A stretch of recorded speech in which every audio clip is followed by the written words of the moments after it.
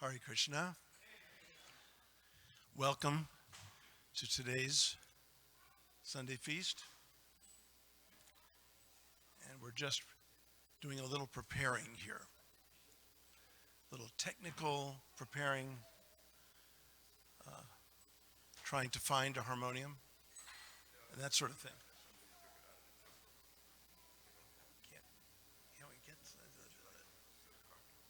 I really like a harmonium. What about the one in the office? In the membership? Yeah. Okay, so you can just say something. Okay. Sure. Okay. So, while we're getting our harmonium, I'd like to just mention that today is a very special day. It's the full moon, the Sharadiya full moon, and the celebration of what is known as the Rasa Yatra.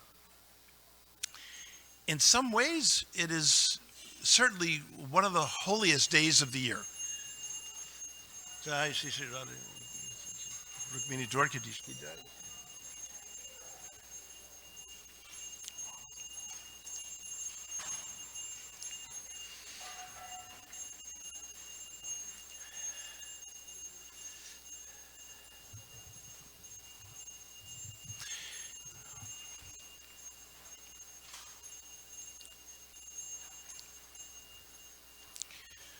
So this Leela of Krishna, known as the Rasa Leela, is the most hallowed Leela of all of Krishna's Leelas.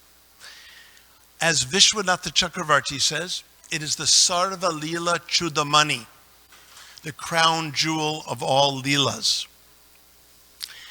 It is the Leela Sara, as Krishnadas Kaviraj says, the essence of all Leelas.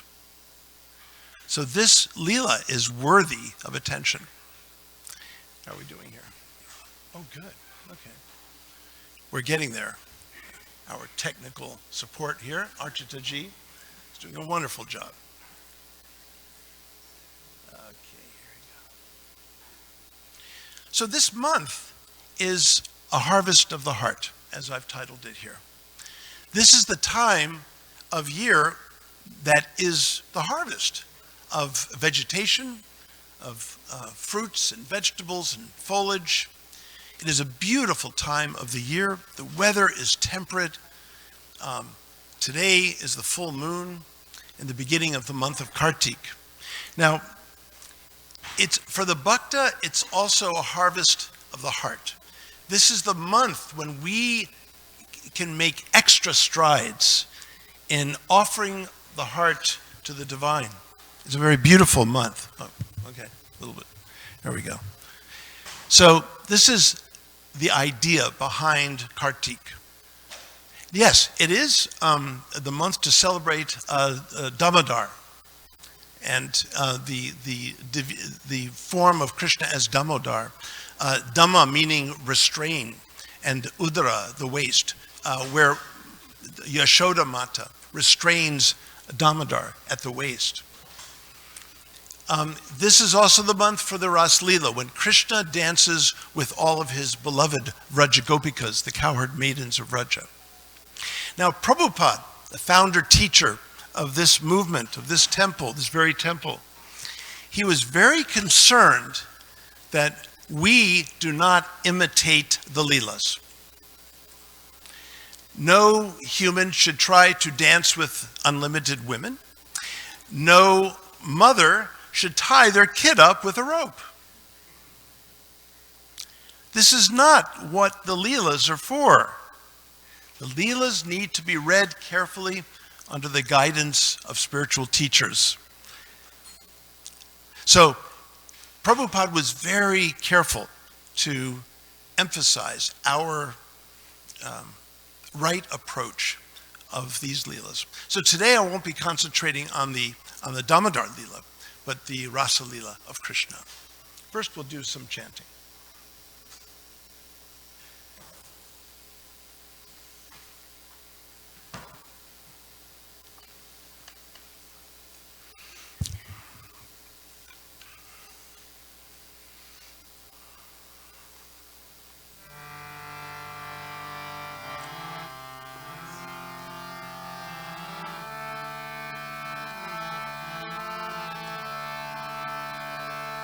Jaya Radha Madhava Kunja Bihari Jaya Radha Madhava Kunja Bihari Jaya Radha Madhava Kunja Bihari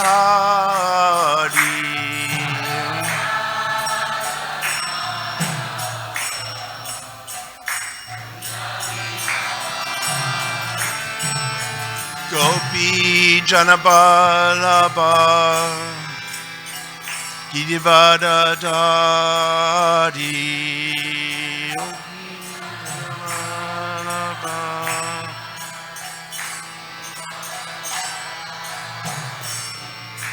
Gopi Janabalaba Girivada Dari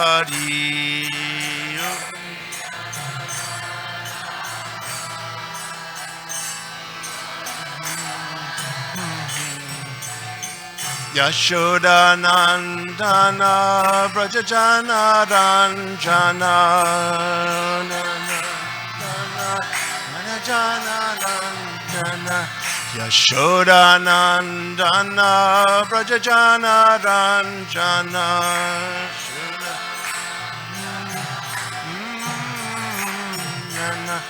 Yamuna Tira Vanachari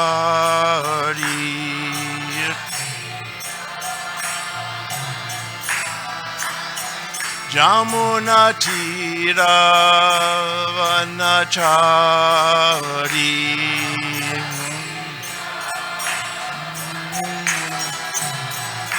Jai Radha Madhava Kunja Bihari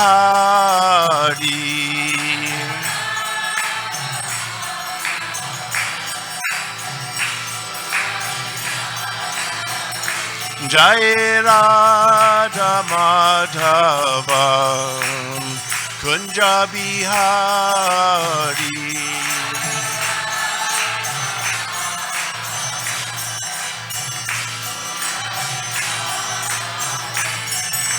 Gopi Janabalaba Girivada Dari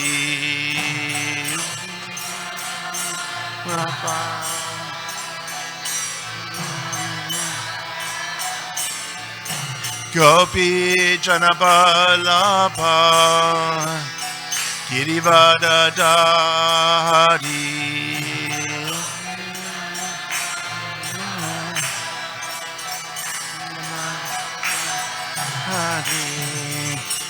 Yashoda Nandana Brajajana Ranjana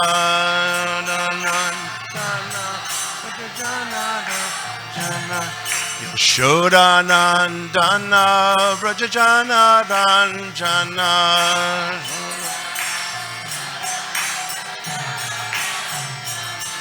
Yashoda Nandana Brajajana Ranjana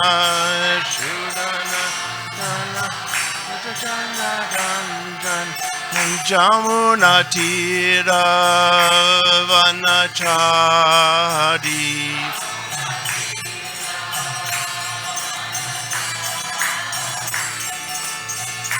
Hare Krishna, Krishna Krishna, Hare Hare, Hare Rama, Rama Rama, Hare Hare.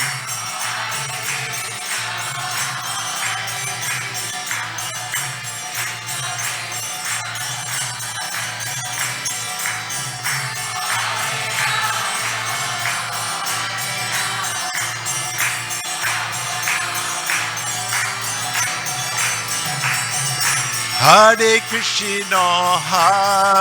Krishna, Krishna Krishna, Hare Hare, Hare Rama, Rama Rama, Hare Hare.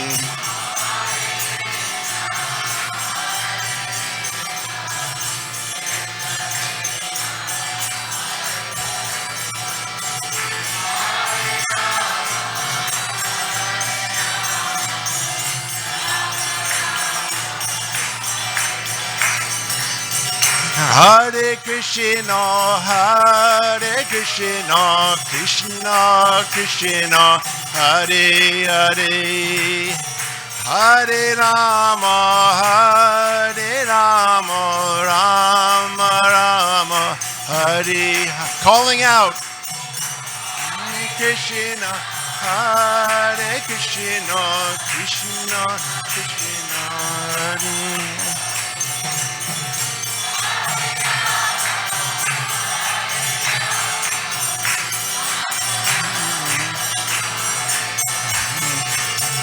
Hare Krishna, Hare Krishna, Krishna Krishna, Hare Hare, Hare Rama, Hare Rama, Rama Rama, Hare Hare.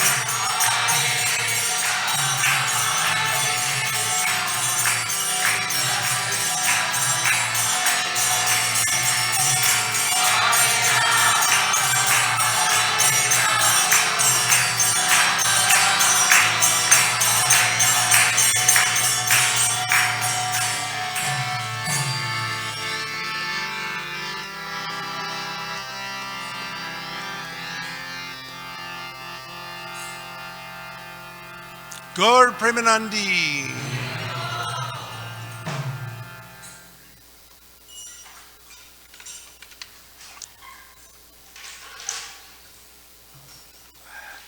It's good for the biceps. Okay. Okay.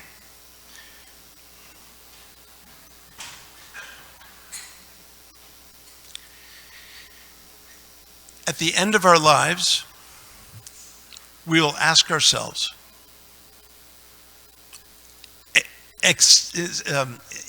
tacitly or overtly, the important questions are these two. Have we loved much? Have we loved well? If we can answer in the affirmative, your life is successful.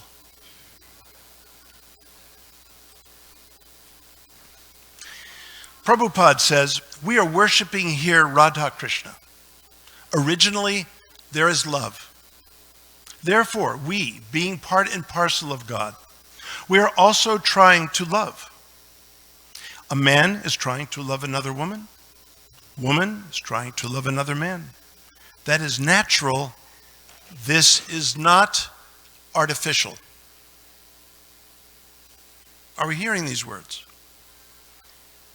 Love is where it all starts. Prabhupada will quote, in fact, right here, Anandamayo Bhyasat in the Vedanta Sutra. God is made of love. This is not that uncommonly known. In the Johannine scriptures, we find that God is love. The assertion is made right there. God is love. But we take it a little higher. Love is God. It's not the same statement. Even God submits to love. Even God submits and allows himself to be controlled by love. We are a tradition that worships love, plain and simple, and yet we have the most elaborate and sophisticated theologies to support that. And the most beautiful literature also to celebrate that very thing. Even my Sanskrit professor at Harvard, who, doesn't have any preference toward the Indic traditions per se, although he was in the 20th century a master Sanskritist from whom I learned Sanskrit. He says that the 10th book, the Dashama Skanda, and especially the Rasa Leela, is the most enchanting poetry ever written. Now, I don't know if you know anything about academic people, but they're very weird. I'm the exception, of course. Okay. But they are weird. they're weird because they don't make absolutistic statements like that. They are more relativistic.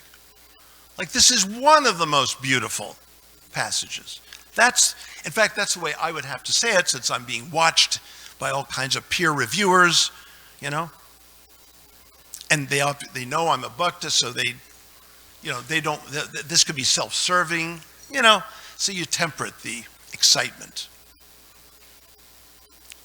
But this fellow said it is the most enchanting poem ever written. By the way, he knew 14 languages. He read poetry in all these languages. He was a poetics expert. He was not a theologian or anything like that. But as far as literature goes, he said this is the most enchanting poem ever written. This is what we're sitting on here. It's exquisite stuff. We have a lot to offer the world. Because we know God is love, but we also know love is God. And that is the ultimate. And that is what the Rasa Leela is about. It's about God submitting to love and allowing love to control him.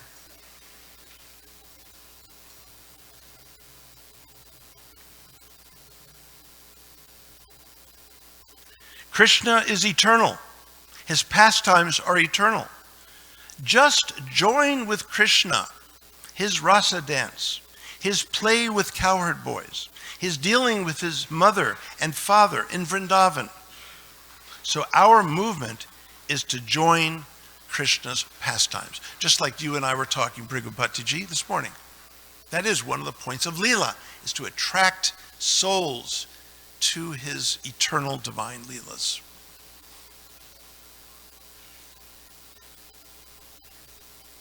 You have to go back to home. Go back to Krishna. And there is your real life. Krishna comes, therefore. He displays his rasa dance in Vrindavan to attract these fallen souls, that if you want enjoyment, why not come back to me? Here is the enjoyment. Here is the enjoyment. Eternal enjoyment. Enjoyment, varieties of enjoyment.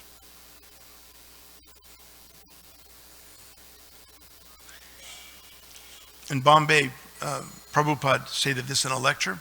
The intelligence is that we should again go back to home, go back to Krishna, and dance with him in his rasa dance. Now, if any of you have ever been around Prabhupada, or you've listened a lot to Prabhupada in his lectures and so on, Prabhupada's very careful with his words. He doesn't just throw words around. When he says these things, he means it. He really, really means it. So this life is about preparing to go back, to dance. I mean, look, if someone granted you eternal life, what would you do with it? Go shopping? Oh my God. Yeah, what would you do with it? Live peacefully. But that's all? Just being peaceful? Okay. That's all? No, more. Peaceful is there. That is true.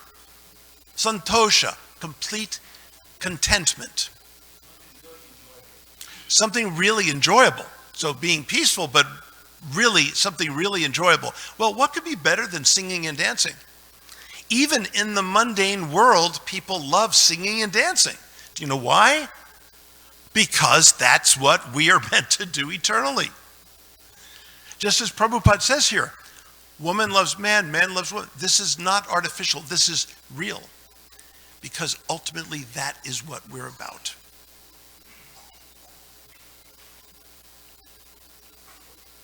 So this is the greatest benediction to the human society, to train them to go back to Krishna and dance there with Krishna in Rasa Leela. So Prabhupada gave us these centers to take dancing lessons. Yes, don't go to ballroom dance. Come here to rasa dance. You will practice dancing here.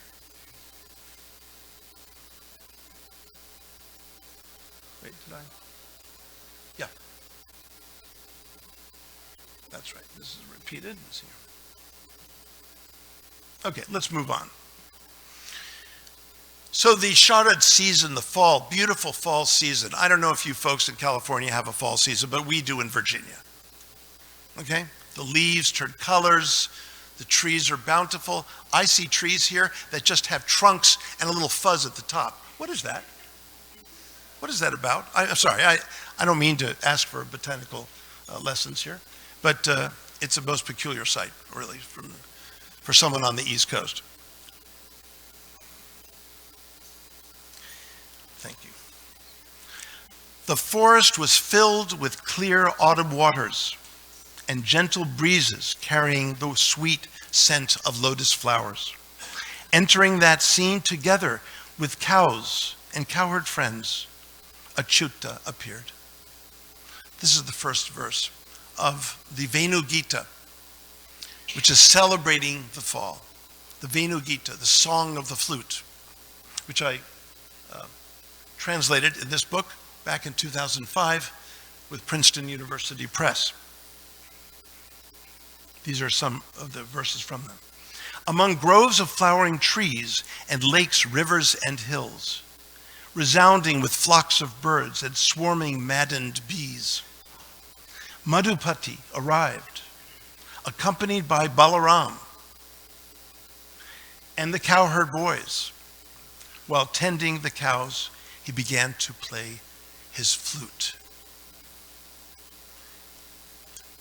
The only time the divine plays the flute is with Krishna.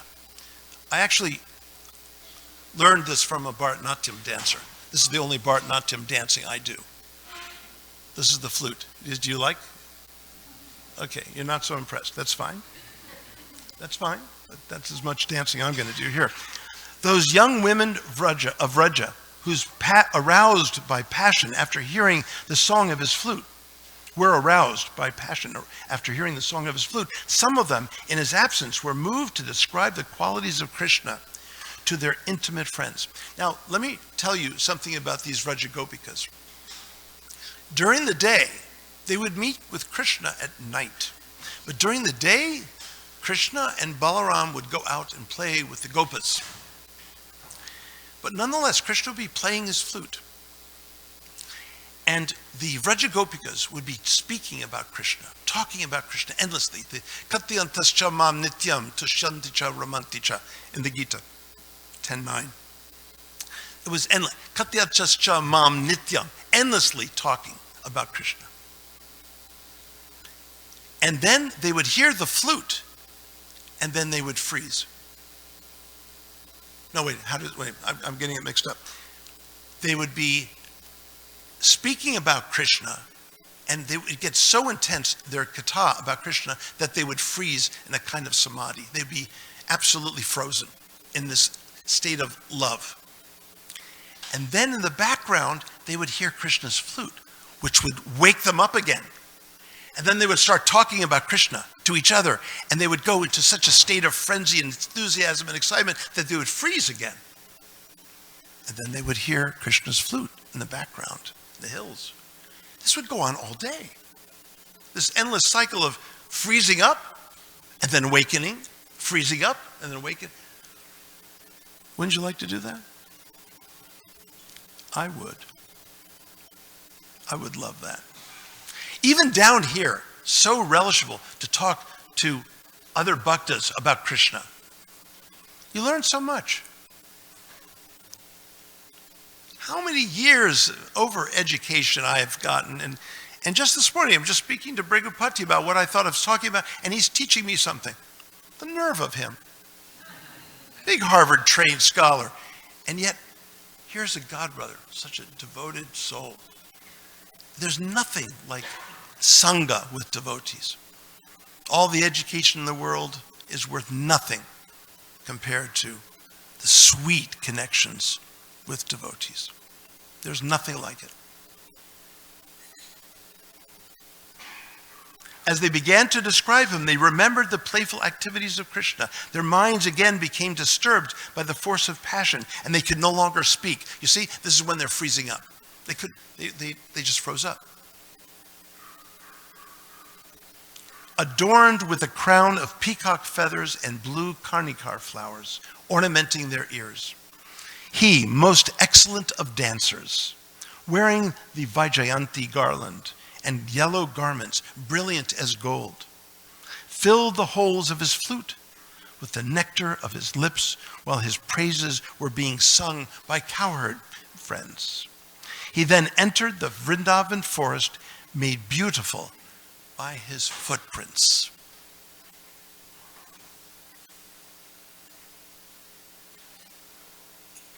Okay.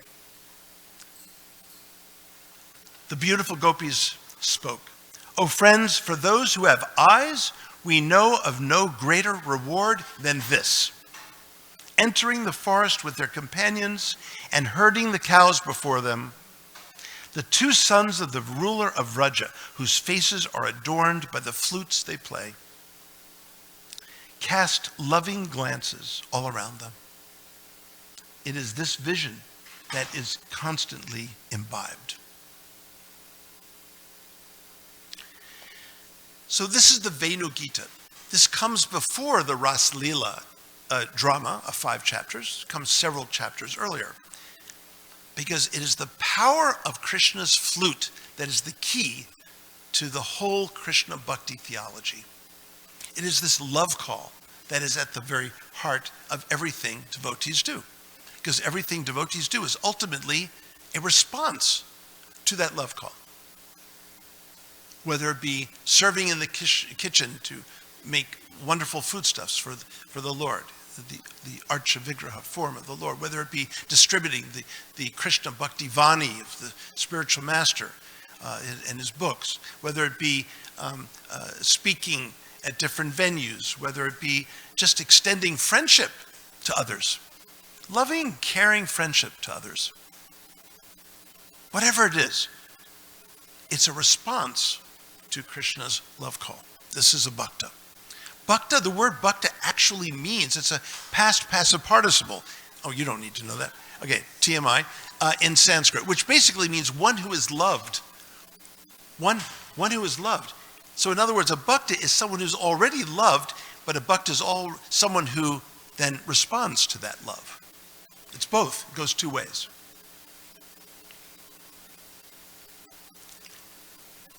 Most of you don't read this, so we'll go on. Bhagavan apitaratri sharadot pulla mallika viksharantu manaschakre yogamayam upashritaha. This is the very first amazing verse of the Rasa Leela. It is the bija, it is the seed. I've spent dozens and dozens of pages just on this one verse of 173 verses.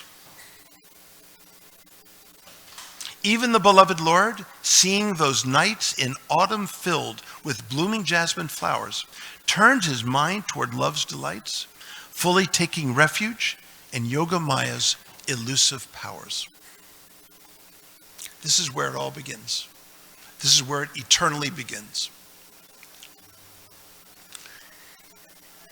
The word api, Bhagavan api, even though Shukadev is narrating. Those nights are filled with blooming jasmine flowers. First of all, ladies and gentlemen, jasmine blooms in the spring and the summer, not in the autumn. It also blooms during the day. This is blooming at night. This is a metaphor for the Vraja Gopikas, who are like goddesses, who appear to have, in their long black hair, the jasmine flowers, as young women in India often do. They put jasmine flowers in their hair. So the forest appeared like the hair of goddesses with night blooming jasmine all over the hair of these goddesses. And they're night blooming jasmine, and the Vraja Gopikas are night blooming bhaktas. They go out at night when they're not supposed to, just as jasmine is not supposed to bloom at night. Yes? You have night blooming jasmine here? Well, that comes from the night blooming jasmine of here. That's right, exactly. That's right. But generally, night blooming jasmine doesn't occur in India. It's day blooming, and also it blooms in the spring and the summer, not in the fall, not in the fall. So now turned his mind toward love's delight. So the whole Leela begins with Krishna's falling in love with the beauty of autumn. That's why the Kartik season is so special. We should also fall in love with the beauteous scene of autumn, when everything is brought to harvest. But listen to this. He turned his mind toward love's delights, fully taking refuge in Yoga Maya's elusive powers. I have searched the whole of the Bhagavata, Sanskrit verses, and nowhere does it say that Krishna takes full refuge in Yoga Maya's powers. Nowhere. It's only here. Nowhere. And this is what we mean when we say love is God. It's right here.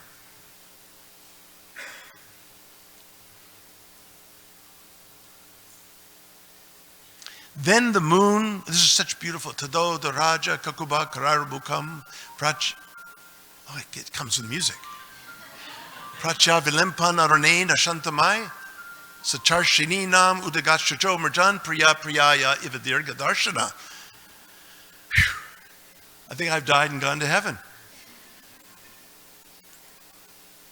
Actually, that was planned. It was choreographed.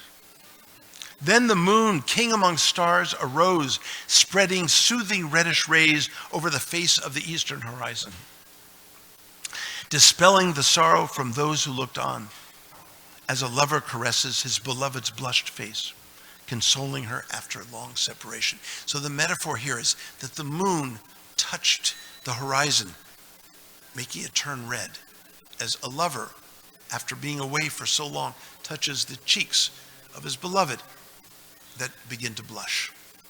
So it's the blushing of the horizon. This is why my Sanskrit teacher is filled with metaphor. So here's that night, and I tried to superimpose a little Krishna playing the flute. Okay?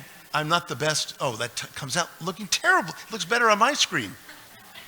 It looks like he's hanging down from a tree. I don't like this. Yeah, well, anyway, you got the idea. Okay? I'm sorry. I'm not an expert with digital productions here. Okay? So forgive me. Seeing lotus flowers bloom in the perfect circle of the moon, beaming like the face of Rama, reddish as fresh kumkuma. Seeing the forest colored by the moon's gentle rays, he began to make sweet music, melting the hearts of fair maidens with beautiful eyes. Upon hearing that sweet music, their passion for him swelling, the young women of Vraja, whose minds were captured by Krishna, unaware of one another, ran off to the place where their beloved was waiting, with their earrings swinging wildly. Javalo Lukundala. It's almost onomatopoeic. Javalo Lukundala. So the story, and I think, this only goes to 1:15, right? Okay, well, I'm going to have to speed through this. The story goes that the gopis, when they hear the sound of the flute from their homes, they drop everything. Even, from my understanding, and ladies here from India can tell me if I'm incorrect on this, but my understanding is that young women take pride in the way they dress, and they want everything to be just right. But these women dropped everything. One earring was left, the other one no earring. They were disheveled. They left things in the oven. They even left babies crying. Now again, this is not, you're not supposed to imitate this. Okay? Just like, no ropes around children. Okay? And guys, no dancing with lots of women. Okay? That's not what these Leelas are about. These are about divinity's celebration of love. Okay? These are very precious Leelas that, when taken into the heart, manifest pure love for God. That's the whole point. Now, this is Radha and Krishna. This is from a little miniature that I found in India when I lived there. And I will come back to this. Act 4. Okay, so, well, anyway, there are 5 chapters to this Leela. And I have identified 13 scenes, 13 discrete scenes. And Krishna greets the gopis in the Vrindavan forest after they've sacrificed and left everything. It's even said that they have, in effect, died. They left their bodies of physical elements. This is literally described. So it's almost a death narrative. They've died and gone to heaven, as they say. They've gone to be with Krishna. The funny thing about it is that they do return home at the end of the Leelas. They do come home, because this is in the transcendental realm. So these things are repeated eternally. And while they're away, there are substitute gopis at home, apparently, arranged by Yogamaya. It's sort of like those cardboard cutouts for people in the HOV lanes that you put in the car, so you have 2 people or 3 people in the car, you know? It's kind of like that. It's a kind of cardboard cutout that Yogamaya arranged for the gopis' homes. So they didn't even appear to be gone, and yet they were gone. So the gopis, and I explain all this in detail. It's very complex. But in any case, the gopis come to the forest. They run around the forest with Krishna, and they are just in extraordinary state of happiness. And then suddenly Krishna disappears. It's when the Vraja Gopikas came together, some of them, and said, ostensibly they appeared to be expressing gratefulness. But what did they say? We are the most fortunate women in the whole world. What's wrong with that statement? They were comparing themselves to other women. Ostensibly it seems grateful. But the pride is when we compare ourselves to others, when we're competing with others. It's a subtle thing. But the lesson here, and one of the points of Leela, is to teach us. Three things, now that I spoke to Brigupati this morning, 3 things, 3 purposes of Leela. One is to further the Leela itself. There is an internal nourishment that is completely independent of anything else. It's Leela for the sake of Leela. It's play for the sake of play. Then there's Leela for us, to teach us something. So it's simultaneously doing the first thing, but also the second thing. And Leela is also there to attract us to those pastimes, to enter those pastimes. So this lesson of pride is taught in the very first chapter of the Rasa Leela. It's also taught again in the second chapter, when Krishna runs off with one of those gopis. They didn't know until they found the footprints of Krishna, but they found another set of footprints next to his. And these gopis are expert forensic detectives. They noticed the other set of footprints. And so they followed the footprints. And then there was a certain point where the footprints stopped. And Krishna's footprints seemed to go deeper. And the other gopis' footprints disappeared. Inferential thinking would simply tell you that Krishna was carrying the gopi, right? That's why the footprints were, I'm telling you, they're expert forensic detectives. And they were just amazed, and they went a little further along, and then they found her weeping because Krishna had abandoned her. Why? Because of pride. So this lesson of pride is something, we have to look into that more. What does that mean? Of course, Mahaprabhu Gauranga says, amanina manadena kirtaniya sadahari. So, without any pride, amanina, okay, that's in the instrumental, okay, right? Without any pride, but making others proud. Manadena, manida is the actual word. Giving, being proud of others, making others proud. But in the positive way, not that they become proud. So there's a lesson in this. And what happens when we do this, Mahaprabhu Gauranga says, Kirtaniya Sada Hari. Endless. Kirtan then goes on endlessly for Hari.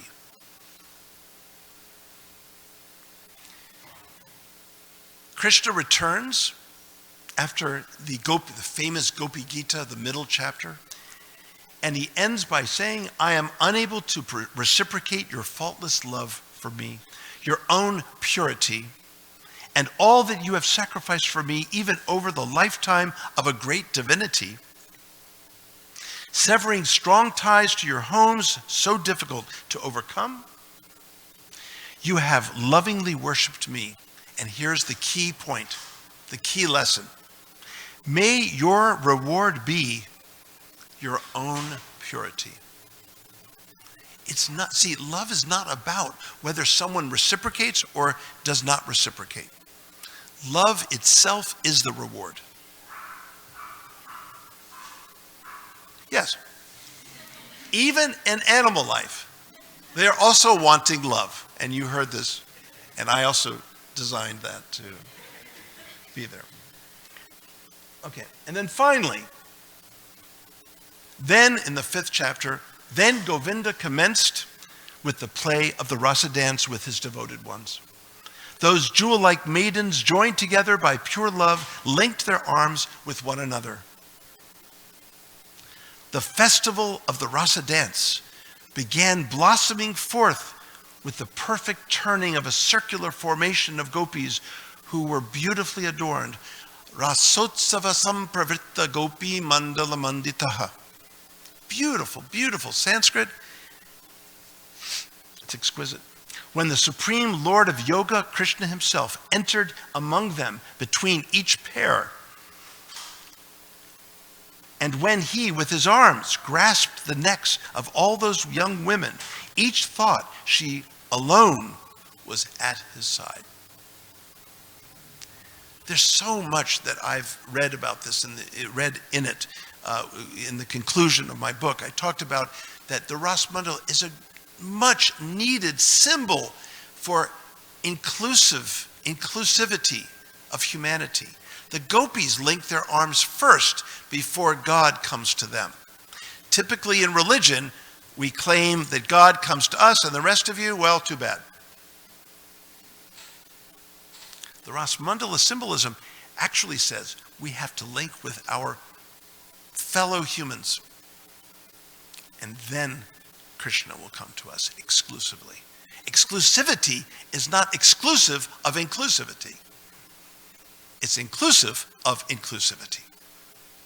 And that's what too many religious traditions, and just humans in general, fail to understand. We first have to connect with one another, then God comes to us exclusively. So this is a great lesson that other traditions can learn from this.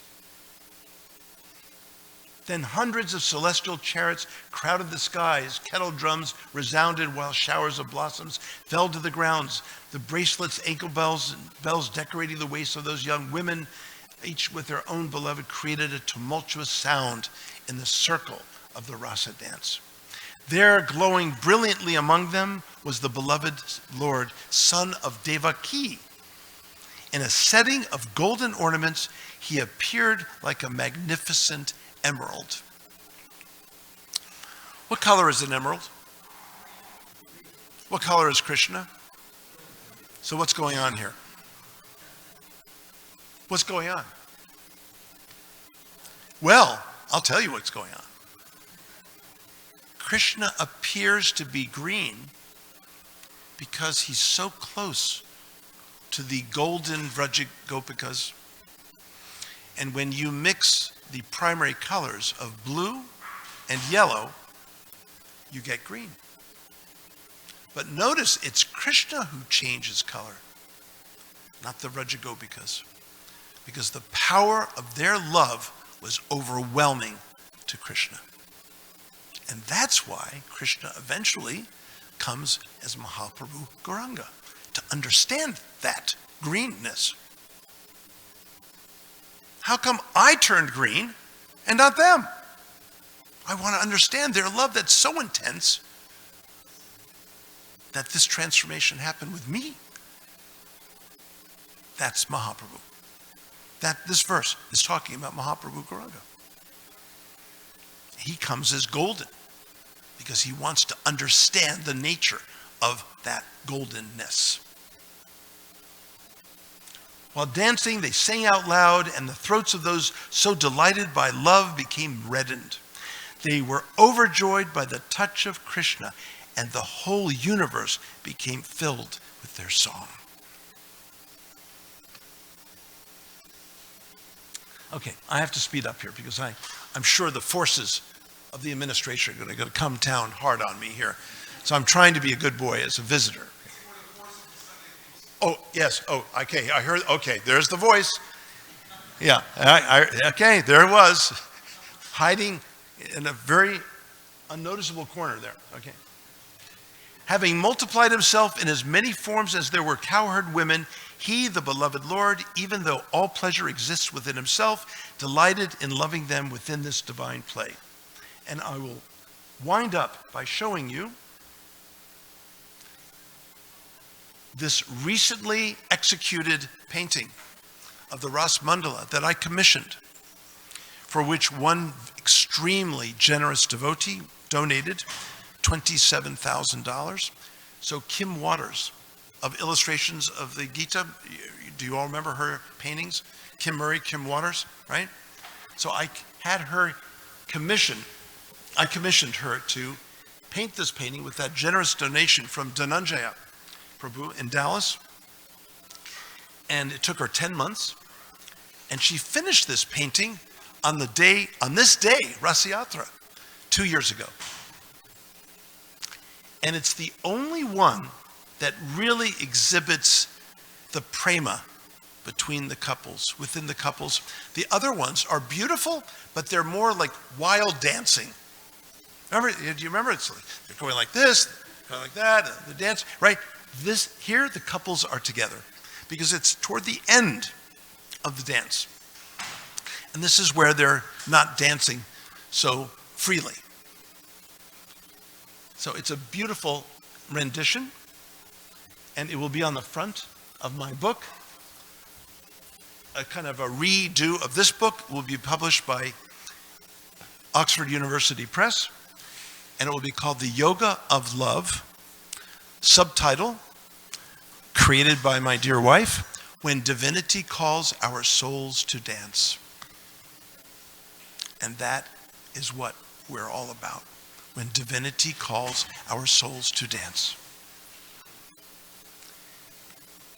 In the conclusion of this book, I state that the Rasa mandala is reflected in the Mahamantra. That the Mahamantra is but the sonic replication of the divine dance. Have you noticed it's the only mantra that repeats over and over and that is circuitous? When you start chanting, you don't know where the mantra begins, where it ends. That's the same thing with a circle. Where's the beginning of a circle? There's no such thing as a beginning of a circle or an end of a circle. It's eternal. It's unlimited. This is what the Mahamantra is all about, which I superimposed on Kim's painting. I don't know if I've shown this to her. She might be horrified by something connected to the painting other than what it was.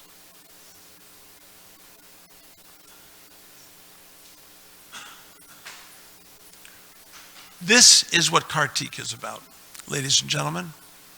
It's about a celebration of love, harvesting of the heart, because that is what is being done between Krishna and the Vrajagopikas. And every time you see Radha and Krishna, just as we have the great good fortune to have darshan of Radha and Krishna here, such beautiful, beautiful deities here, when you are looking and gazing upon Radha and Krishna, you are looking at the Rasa mandala, because all of the Vrajagopikas are understood to be but embodiments of individual emotions of Radha. manifested in each one of the Vrajagopikas. And each one of the Krishnas, of course, is one of the Prakasha manifestations of Krishna himself. So the Rasa Mandala is a way that each of them are attending to one another. And this is what we have. We're celebrating all the beauty that is involved in love. So, when we gaze upon the deity of Rukmini Dwarkadish, notice that Krishna's playing the flute and Radha is right next to him. Notice there's no flute here. The reason there's no flute here is because he's already called everyone. Everyone's there. So why aren't we there? That's what today is about, going there. This is the inward gaze of divinity toward one another, the Rasa Mandala. Whereas Radha and Krishna is the outward gaze and the call of the flute. Radha and Krishna are calling us to their hearts to join the dance. So there is a very important relationship between the Rasa Mandala and Radha and Krishna. Even the Sri Yantra fits beautifully over this arrangement of the geometry of the Rasa Mandala.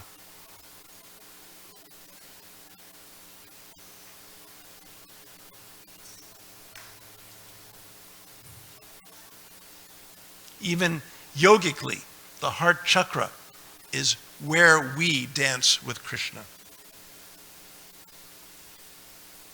There's the Anahata chakra with the 12 petals and the 12 couples. And there's what color?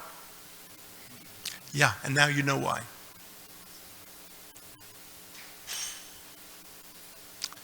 Hare Krishna.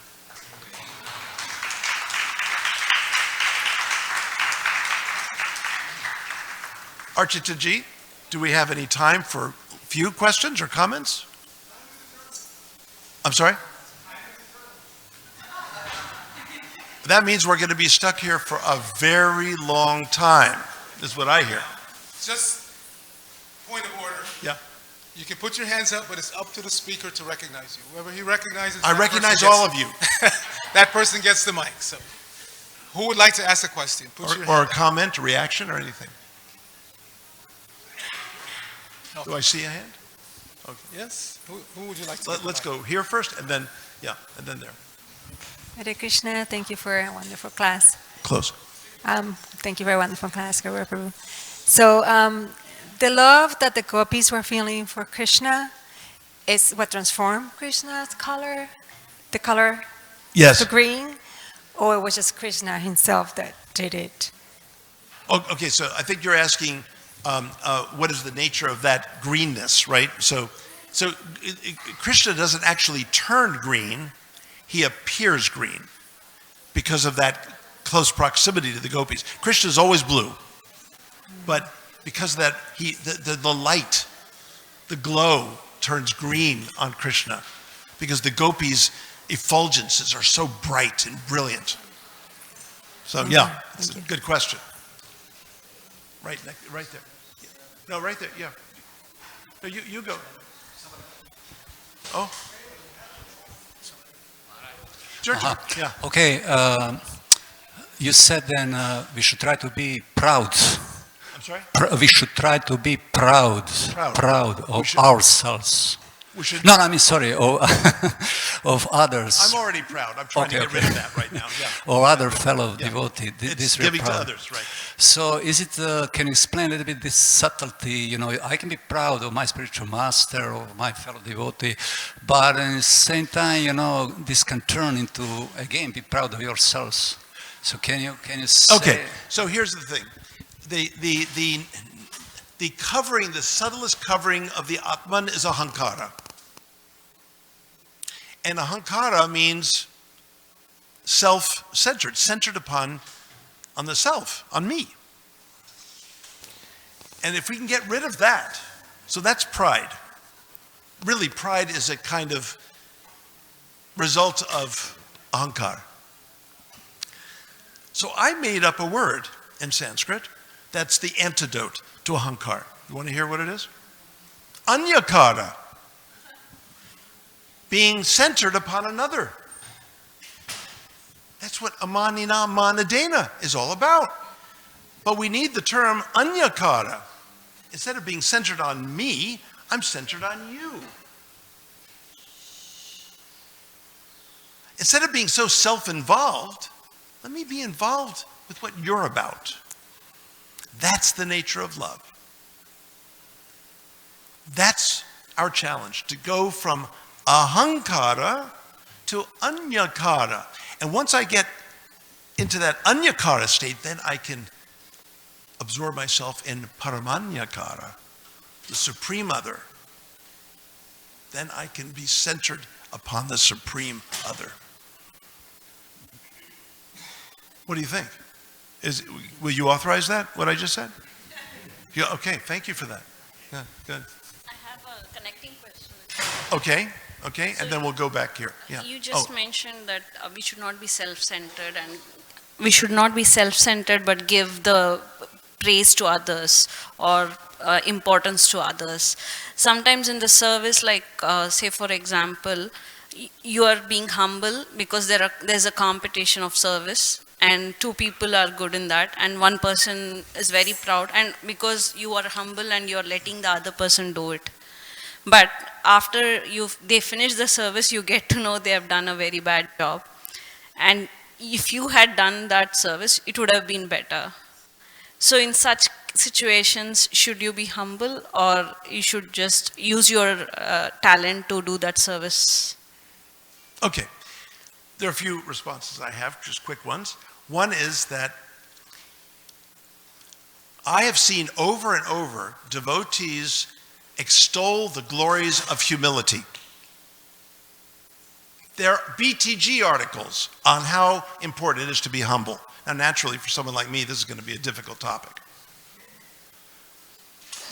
But seriously, humility is epiphenomenal to love.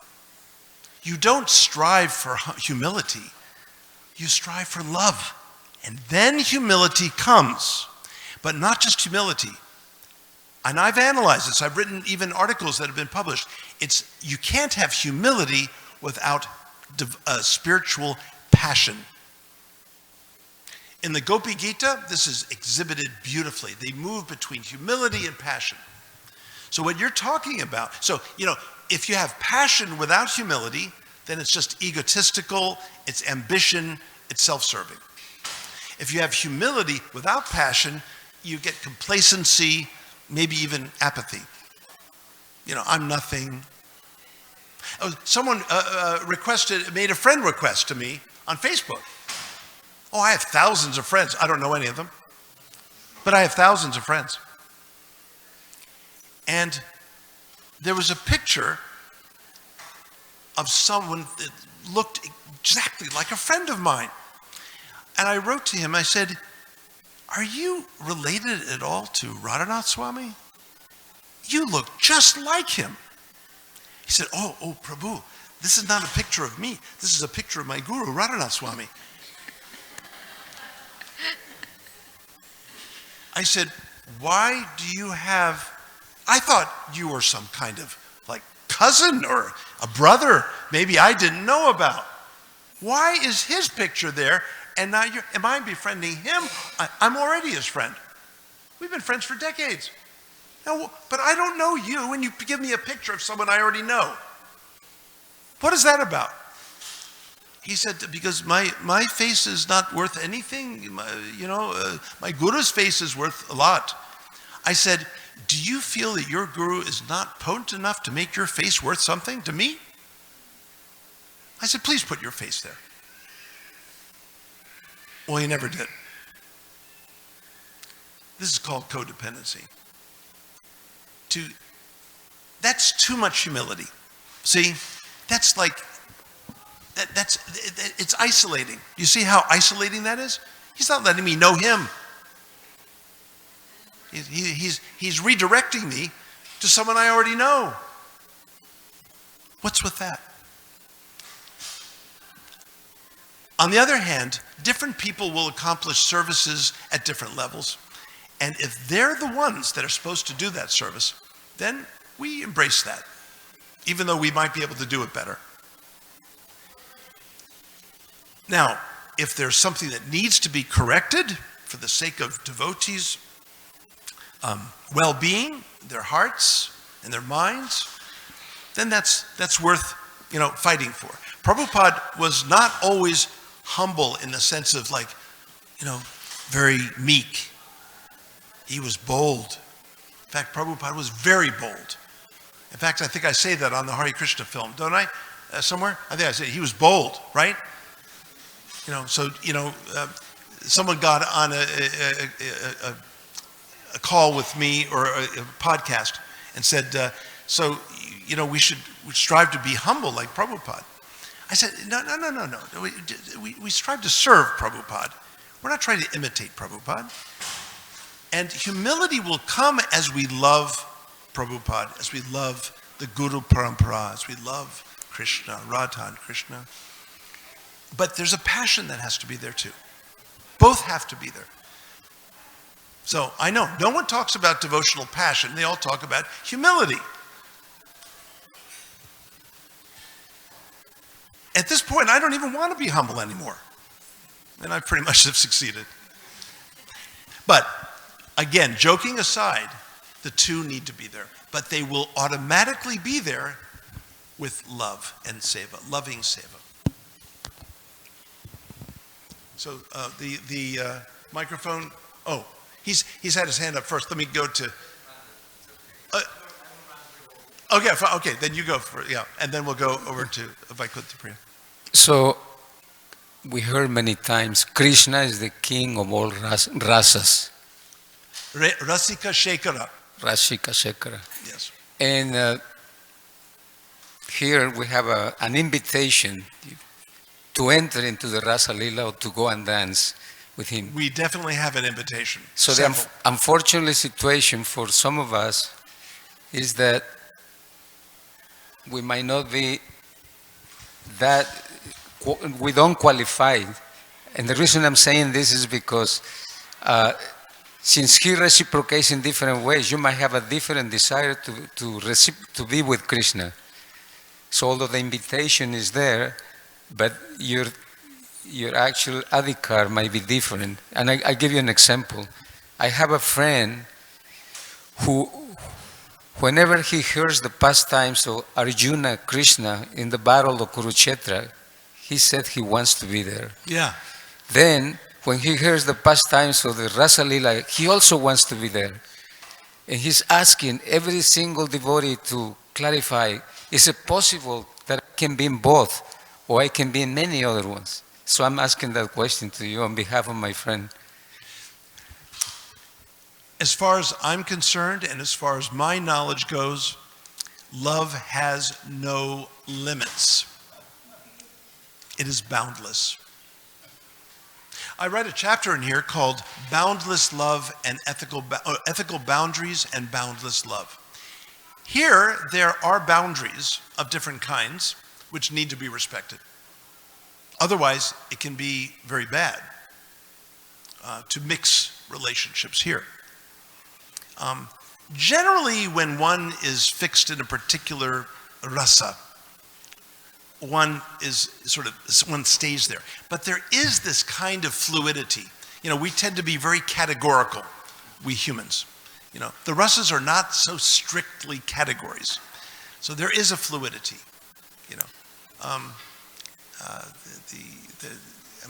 Look, the gopis are jealous of Krishna's flute because the flute is closer to his lips than they ever get to. And that's Shantarasa. So there are these interpenetrations of the different rasas and so on, and this is very advanced topic, how that works. But all we need to do is take dancing lessons here in the temple, and we go back and dance with Krishna. Because the cowherd boys, they also dance. So dancing is key.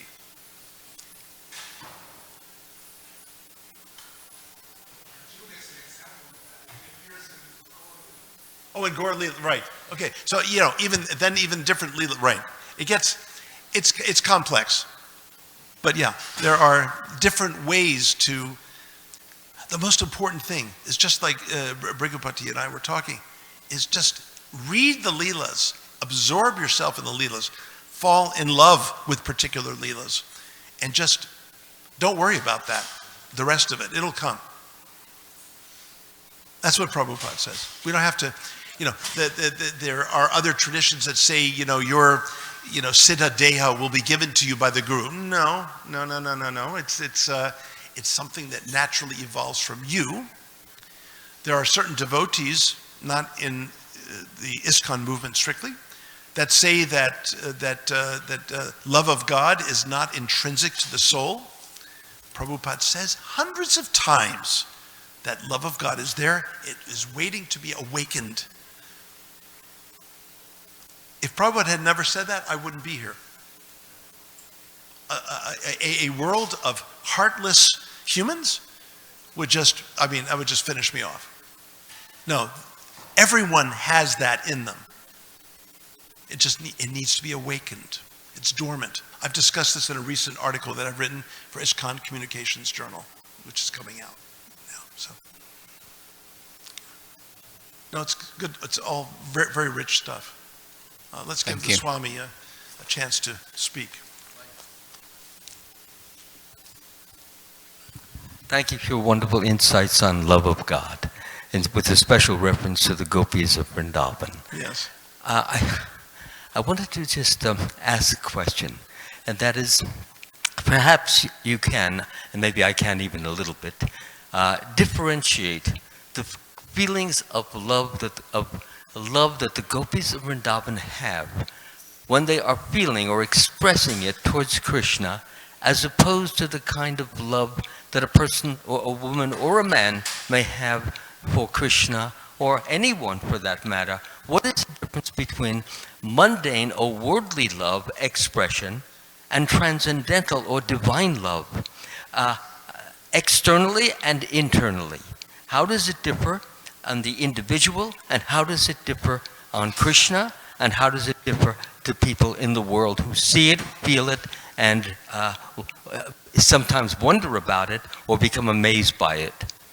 So, in other words, I'm asking for some differentiation, if you would like to give that, because it's definitely different.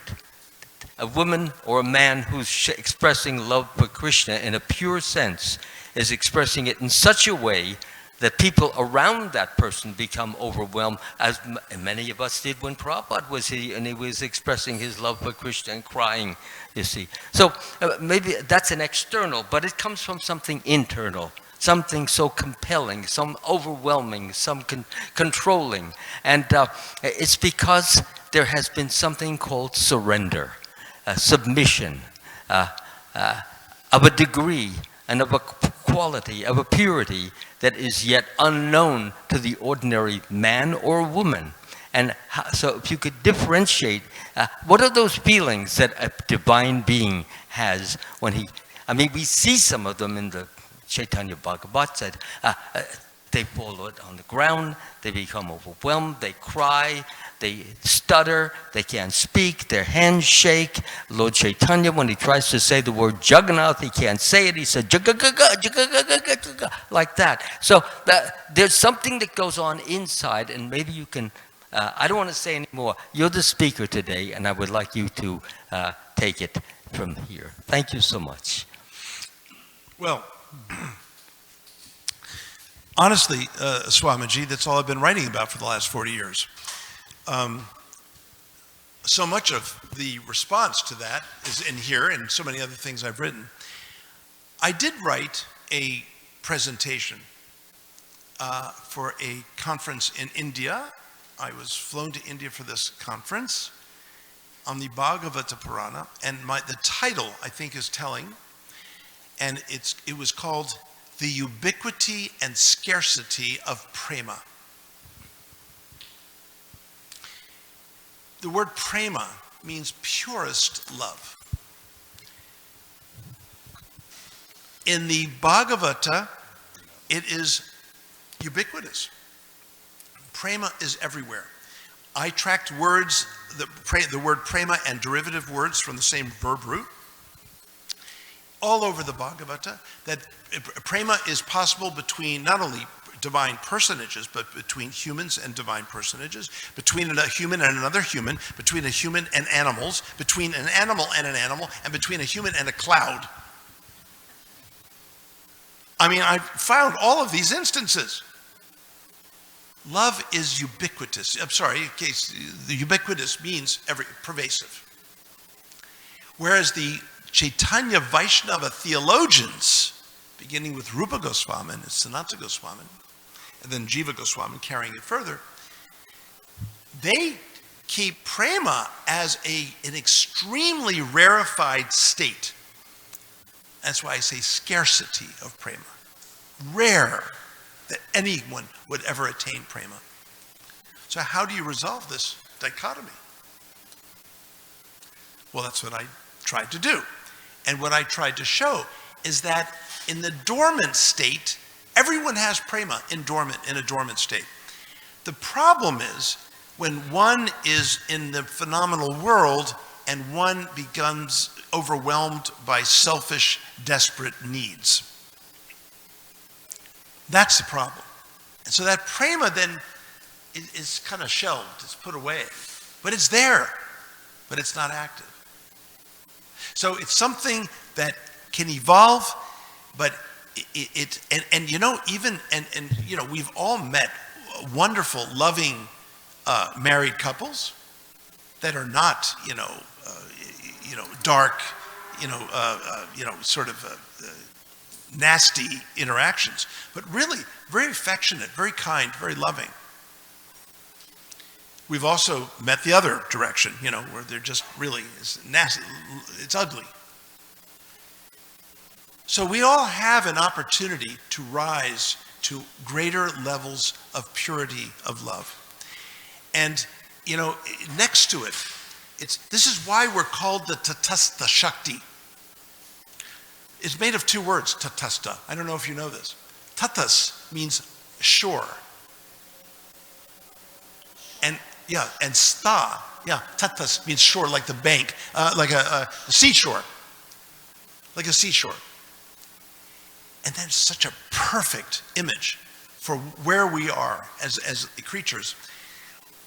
The seashore is neither the sea and it's neither the land. This is where we're not sure whether we're going into the ocean. Come on, you're an ocean town people. You should know about this, right?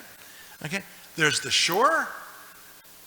Are we in the ocean of love? Or are we on this, well, this is also a desert here, right?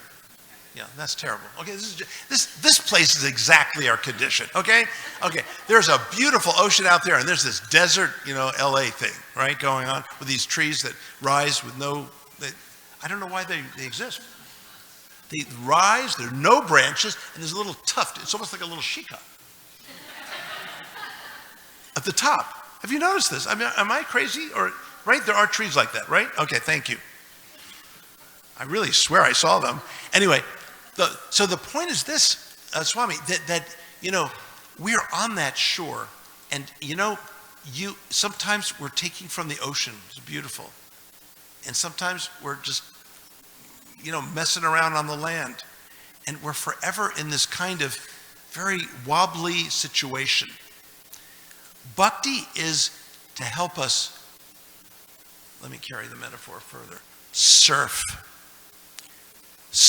the waves of the ocean and to stay there.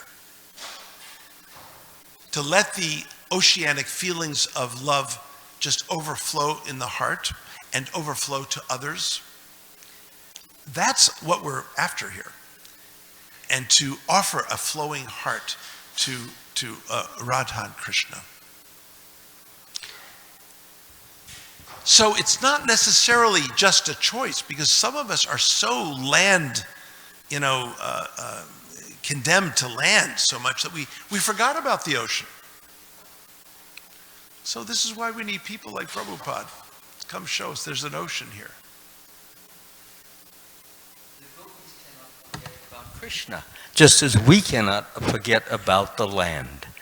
All they think about is night and day. What is Krishna feeling? What does he want? That's right. Even when they're doing up their faces, one may think, aren't they being a little egocentric with No, all it's the for lipstick? Krishna.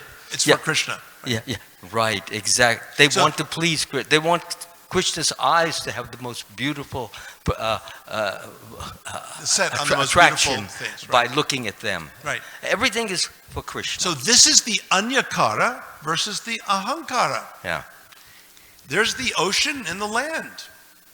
You know, are we going to just be crawling along this desert, or are we going to be swimming in the ocean? Yeah, the Rasamrita Sindhu. Sindhu means ocean. Yeah, but you know what? If I'm someone who gets endlessly caught up in the land, then let me learn how much I am contemplating the land, that one day I may be able to contemplate Krishna the way I contemplate the land. So even there's a lesson there.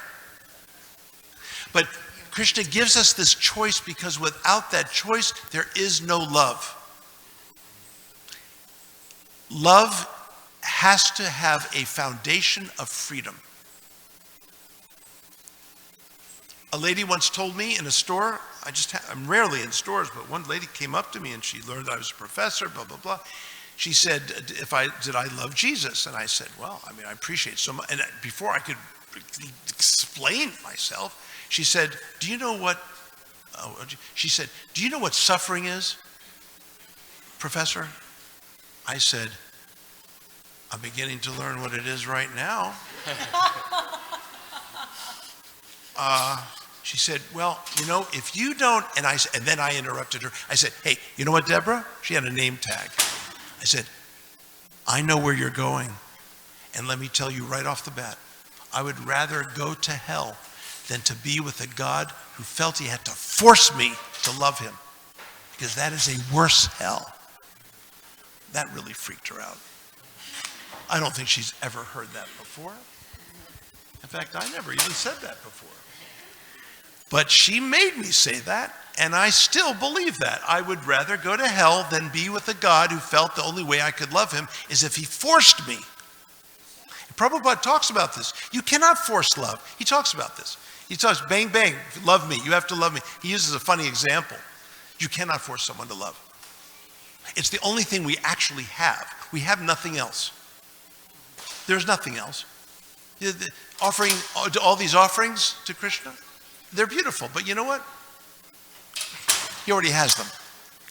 It's like my son when he was 5. He stole some paper out of my study. He stole my pen, wrote me a birthday card, and gave it to me. These are stolen goods. But it was the love that came with it that only made it different from stolen goods. So that's what we're doing here. The only thing we have to offer. All these elaborate offerings and so on are beautiful only because they're an expression of the overflowing heart of the bhakta.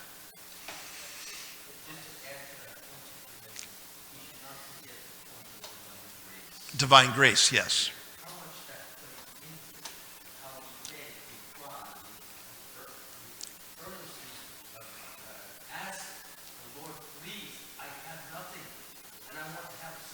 Right, yeah. Whatever I give to you is so insignificantly unworthy of you, and yet please help me to give something. Yes. You see, but those feelings of unworthy, of how absurd what I'm offering to a beloved bespeaks the nature of the love that I have. So there's no present, there's no gift, there's no offering that I can make that equals the kind of love that I have. You know, so this is the bhakta. We're learning how to offer the heart. We're learning how to love. That's why we were placed here. We're learning how to love. Haven't you noticed Krishna gives us all kinds of weird family members? That's really interesting, isn't it? Right? Okay. He gives us all kinds of, weird friends that can be strange, and then he gives us, weird professors at the university. I'm an exception. Now, these are the challenges. Yeah, once I came into the classroom, usually when I come into the university classroom, I'm friendly, I'm, jovial, because I've been reading Krishna Bhakti literature all day long, and then I go teach.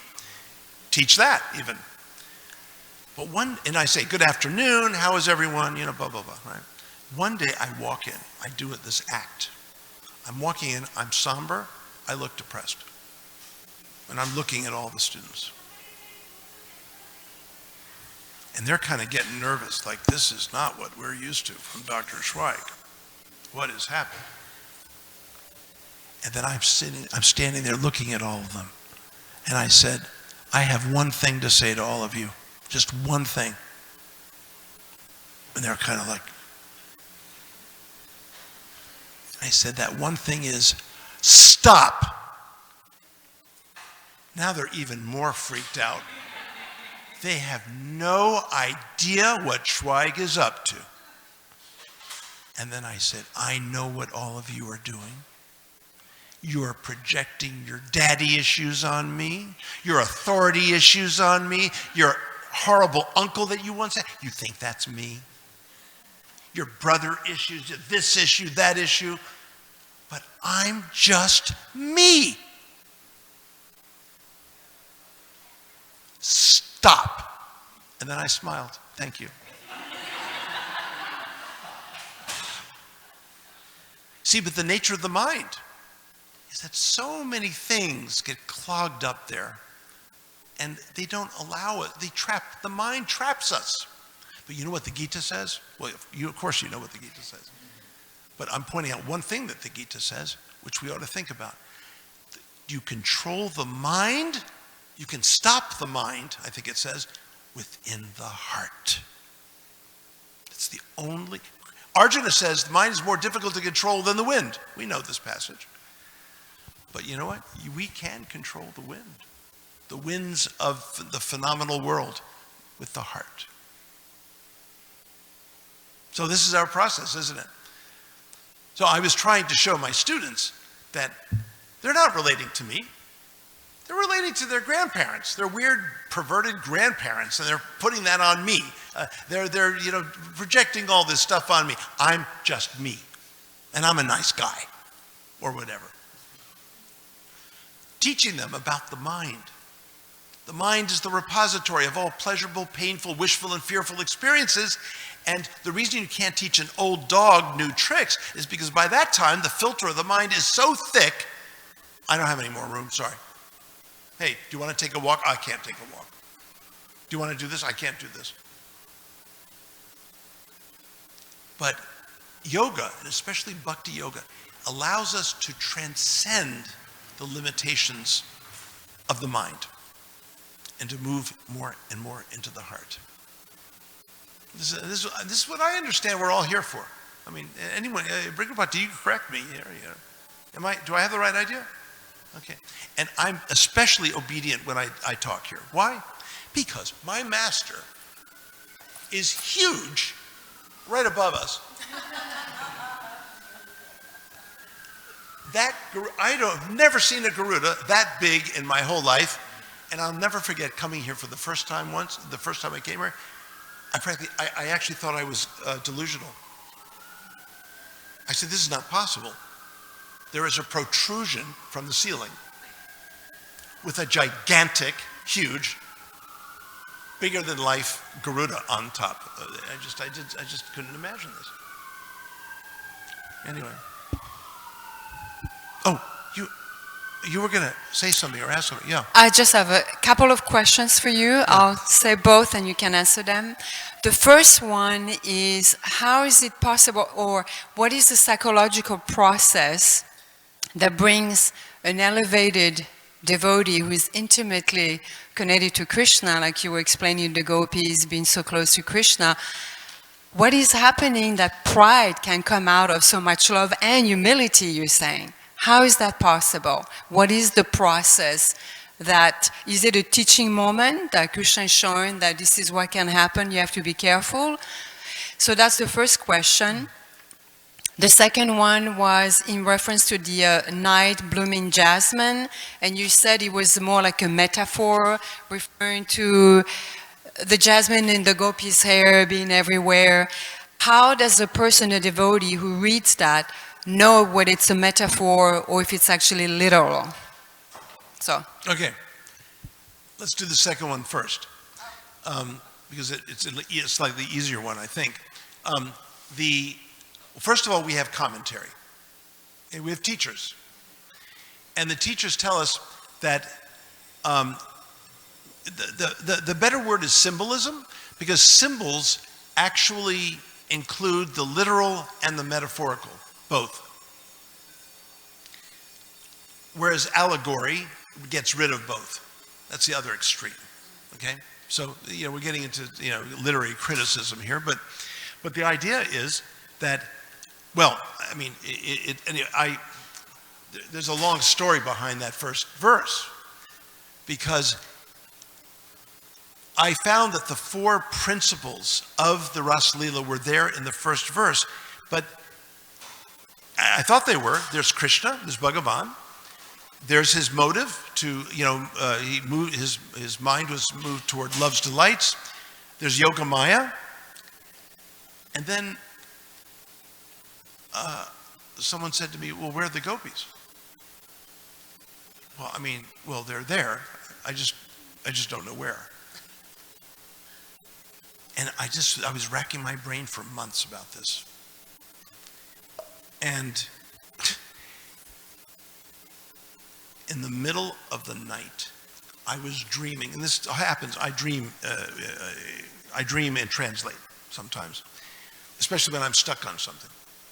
I was translating that first verse, and I popped out of bed, something like 1 in the morning, 1:30, something very early, too early, and went running to my study next door, the next room over, and got a book off the shelf that I knew had the answer. And it was about the word ratri. Bhagavan api ratri, Bhagavan api ta ratri. Ta ratri, sharadot pulla malika. So ostensibly, this is talking about the beauteous scene. But the word ratri means night. It happens to be in the feminine gender, and there are other words for night in Sanskrit. Plenty of other words could have been used. Turns out Ratri is the name of the Vedic goddess of the night. So this is a complex metaphor,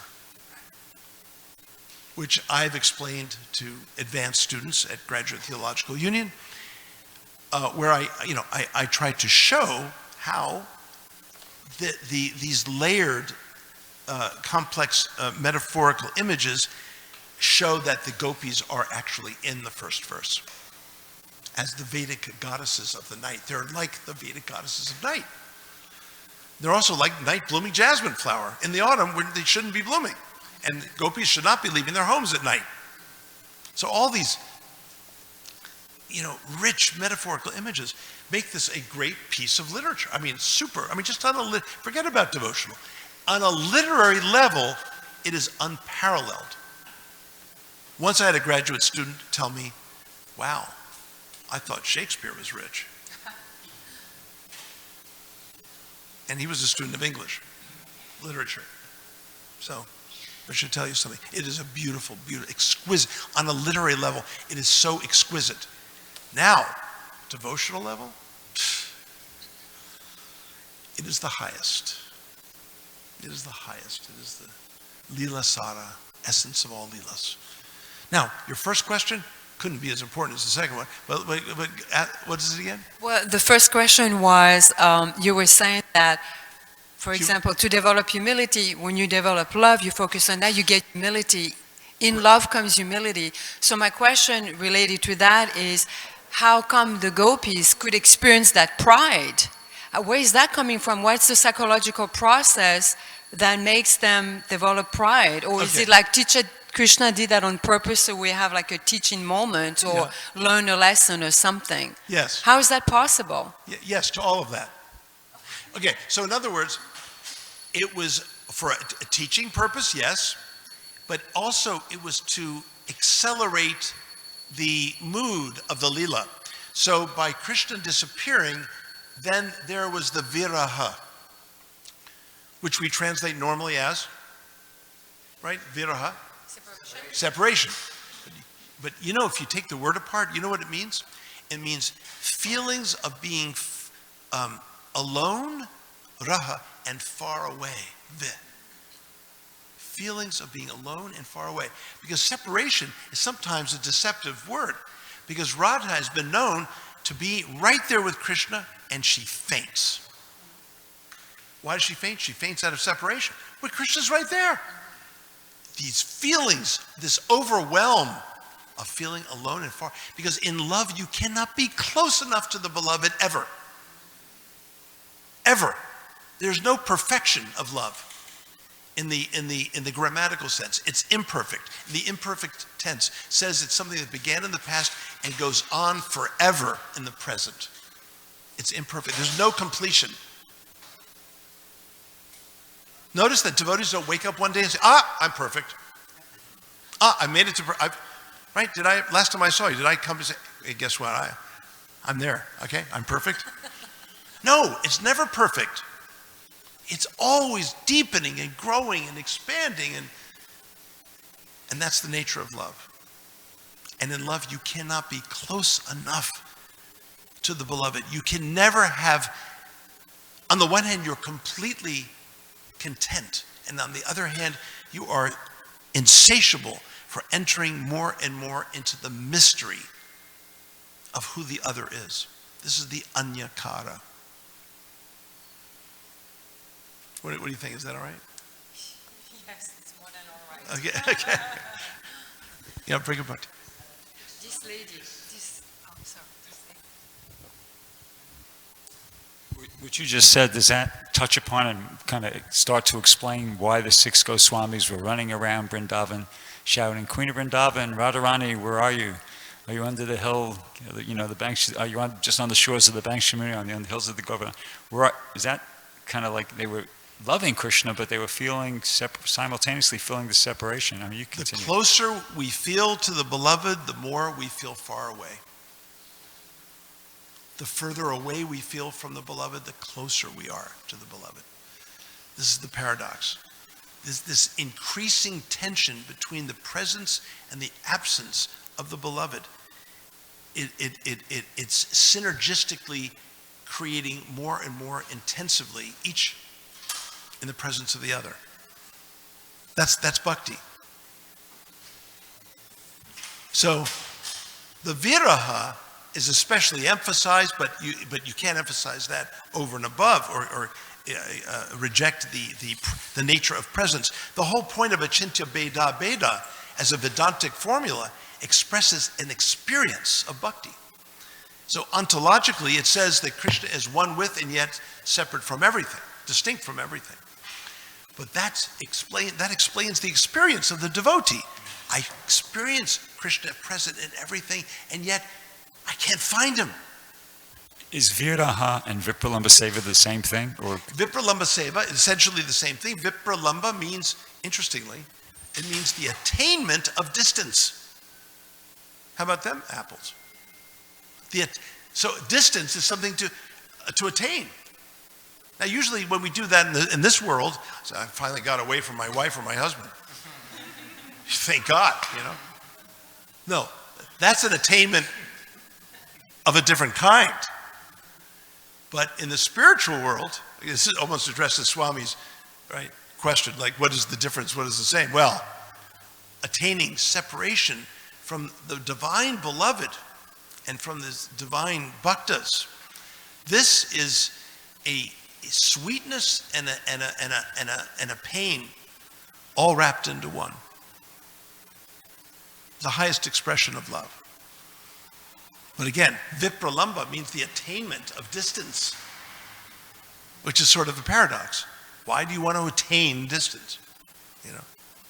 That's what the words. In that distance, you're experiencing the full intensity. That's right. That's right. And then the sambhoga would be the opposite, right? Sambhoga, pure enjoyment of the presence. But then the more you enjoy that presence, the more you realize how absent you are from it, from the beloved. And then it's like the gopis when they were talking. They would talk and talk, and they would freeze up, right? And then they hear the flute. Then they, right? This cycle. It's a samadhi cycle. So the two things can be experienced more or less simultaneously? It's like Yes. an alternating. Oh yes, they go together. They go together. Well, that explanation gives another answer to the dilemma that all these people have. Did Krishna actually left Vrindavan? He never left. According to that expression. That's right. He left Vrindavan, but he never left. Yeah.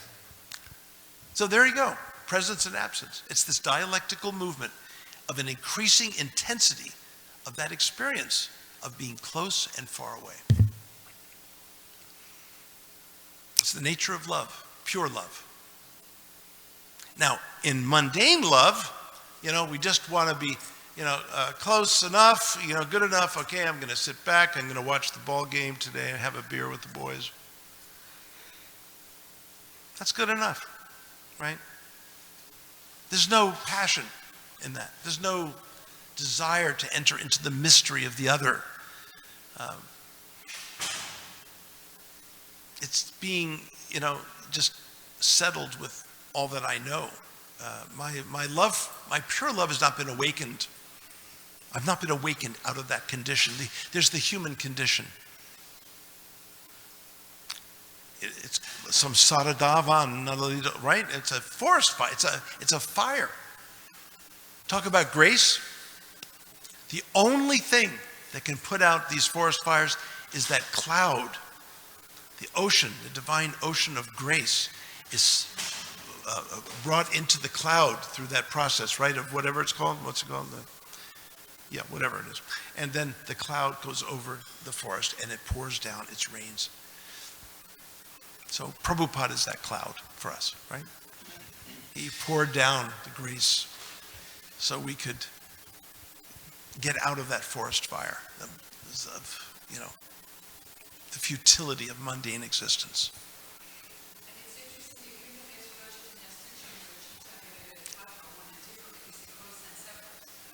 That's right. That's right. Oh, yes. Oh, this is an incredibly sophisticated. Look, my colleague at Graduate Theological Union, where I teach graduate students, doctoral students, said, and she's a Shakta from Bengal. Her great-grandfather, I think, was a disciple of Bhaktisiddhanta Saraswati, amazingly. But she says the Chaitanya Vaishnava theology is the most brilliant, most beautiful, most sophisticated theology of all. And so that's why she has me there teaching it.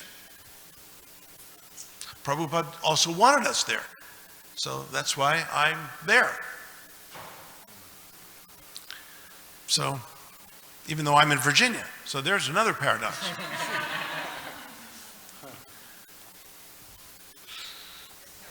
Yes. 1 second. Yes, the microphone is coming.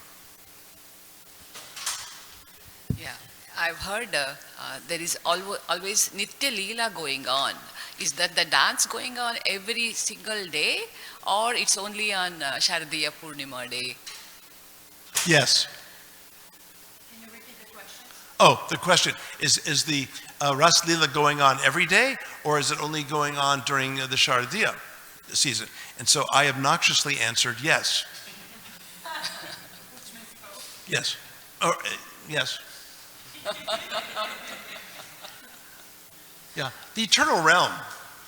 Of course, the rasa dance is the ultimate. It's going on all the time, and yet it happens only a certain time of the day, and yet it only happens a certain part of the year. I mean, but yet it's always going on. We have to wait for the fall to come. Have you noticed? I mean, you guys here don't care because your California weather's weird, okay? And you got weird trees.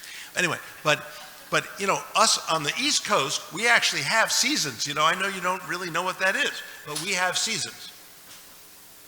So we have the autumn season there. But you got to wait a year for that, or 9 months anyway, for that season to occur. In the spiritual world, you don't wait.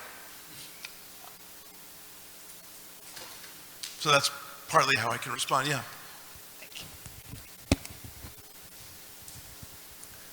Thank you, Swami. In your last visit here, I remember you telling me a little bit about your experience as a book distributor very early on in your Krishna consciousness. Yeah. You didn't distribute many books because you found yourself preaching to the person. You know, you'd get involved with For the 3 person. hours. Yeah. Okay. But, so but he took the book. I mean, it was Prabhupada's, you know, the Meghalaya Gita, the fat one in the old days, yeah? right. So my And point was is that Siddhartha. you've been like this your whole life. You know, I mean, even as a devotee, you've been very scholarly and introspective, and you know. Oh, you mean really, it is a good thing? It's a good thing. Oh, okay. I didn't It's a know. good thing. I And you know, you've been doing it sure. now for nearly 50 years, and so I'm I just. can't do what you do, Brigapati. I heard the scores this morning, okay? Unbelievable number of books. I said, well, how does he do that? I just, it's always miraculous to me. But okay, that's another issue. I'm just wondering, where's the hope for, you know, the rest of us, like the, you know, the rank and file devotees? I mean, are we kidding ourselves if we're thinking that if I just keep trying to chant Hare Krishna attentively, avoiding the offenses, that eventually, at some point, these things will start becoming revealed to me? I mean, I can't see myself studying like what you're doing. It's physically impossible. I'm too dull. I don't have the energy. But I'd like to think that at some point I'm going to develop the appreciation you have for these topics, but I can't see it happening as a result of my efforts in scholarship or anything like that. I mean, am I kidding myself by thinking that if I just keep coming to the morning program, keep trying to chant without offense, engaging in service, that these things will be awakened from within my heart at some point in time? Brigapati ji, when I look at what you do, and we have to be careful not to compare like the gopis did, and then, you know, you fall out of grace, right? Krishna disappears like that, right? But when I look at devotees like you and others, I mean, I'm in awe. I don't know how you do what you do. In fact, I was thinking one day if I ever have an extra day, I was thinking, can you take me out? I just want to see what you do, and then I'm going to try to imitate it, see if it works, right? I mean, it's amazing how you can connect with people. Of course, I can kind of see how you as a person can connect with people easily, and that people would stop in the middle of their kind of like path of energy that, you know, it's how you could disrupt them with a kind of sweetness of person that you have. So, and I'm not that way. I'm not a sweet person. Well, you saw how I come into my classroom and I say, stop. You know, that is not the way you can go out on book distribution. But I have a captive audience in my university. They can't leave that classroom. They need a grade from me. See, I work more with captured people, like kidnapped people. Whereas you, they either stop out of voluntarily or not. I work with involuntary entrapment. So you see, there's the difference. No, you know what? But it all ends up as the same. The devotion is what counts.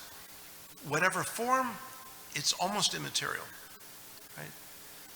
Not to equate what I'm doing with what the glorious work you do, but I'm simply saying that it's all about, you know, receiving Guru's grace, Gauranga's grace, which is so much more powerful than our lack of ability.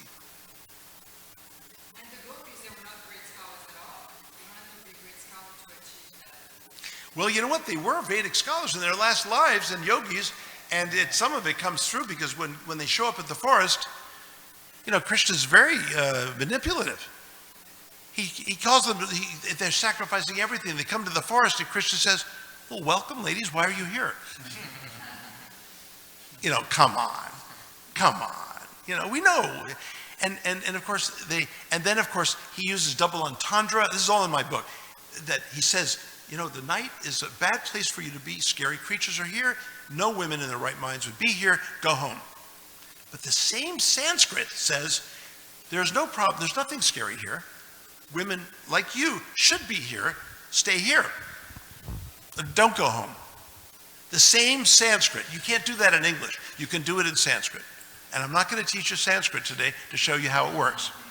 But there's a certain ambiguity that can occur in Sanskrit that conveniently allows you to say a positive and negative at the same time. And that's what double entendre is? You just Yes, use that phrase? that's right. Whereas in English, you can only do that with body language and like, you know, yeah, right. But you see, the tone means no, wrong. But I'm saying like, yeah, right. Yeah. Yeah, Misha, yeah, right. You know, like, I don't believe you, right? But I'm saying something positive. Yeah, is positive. Right is positive. But I'm not meaning positive at all. But you only know that through my tone and my body language, not linguistically. So the In gopis. Sanskrit, you can hear it linguistically. So which message did the gopis get? Because Krishna was using double entendre. They heard both because they're smart. And they had that background, you know. So they outdo Krishna when they respond back. Oh yeah. Oh, they do. They're very. So that's why Krishna acquiesced. But Krishna wanted the attention, you know. He wanted the attention. Rukmini as well, correct? In the Krishna book, when he's teasing Rukmini, and he's telling her that she can leave now and get another husband, and then she responds to the exact same questions. And then Prabhupada mentions that she uses his words in response to his questions, but she turns them around. Yeah. And she says, "You actually, you are this, but this is why, and you are that." Yes, and this is why." it is similar. I don't believe double entendre is being used by Krishna, but Rukmini's response is very much like those very intelligent Rajago, because, yeah, that's right, very good. Thank you for bringing that up. And then just one more comment on comparison. The first book I read was Ramayana, and I remember when they're building the bridge to Lanka, and Hanuman comes across a little squirrel throwing grains of sand, and he's comparing, hey, what are your grains going to do to these mountain tops that we're throwing? We're throwing these boulders and trees, and Lord Ramachandra shows up and he says, hey, what are you doing? His service means as much to me as yours, and it's not about the quantity, it's the quality. Yeah. And so, when one compares at a quantitative level, it's kind of comparing apples to oranges. Yeah. Whereas if you compare the quality, that, like you said, like your child offering you your things in return. I learned that from you, actually, that the only thing you can really offer God is what he doesn't control, which is our love and our will. So that's the only thing he truly accepts is ourself. Whereas it's because he owns everything and he doesn't force us to love him. That's the only thing he doesn't have. So that's the only thing that can truly please him. He cannot control our love. Everything else is controlled. Everything else, either directly or indirectly. Maya, Dakshina, Prakriti, and so on. So, the Prakriti is there. He's got everything arranged. The only thing he cannot control is what you feel. I experimented with this once. My wife told me that she really liked something. I said, no, you don't. What do you mean? No, I don't. I said, no, I know how you feel. You don't feel that way. She said, yes, I do feel that way. You can't tell me how I feel. So, I purposely, explored this. It was risky field work. But feelings cannot be controlled by anybody. They're absolute, in relatively speaking. I know that sounds funny, but they belong to you and only you. And no one can tell you how you feel. No one. Now, we can tell people how to think. That's what I do all the time in the university, right? No, that's not quite right. This is right. That's not right. So the cognitive processes is one thing, but the affective is totally yours. And love is attentive to the affective. And that's the anyakara, if I can promote my little neologism from an ancient language. It's interesting stuff. It's important stuff, right? It's what we're about.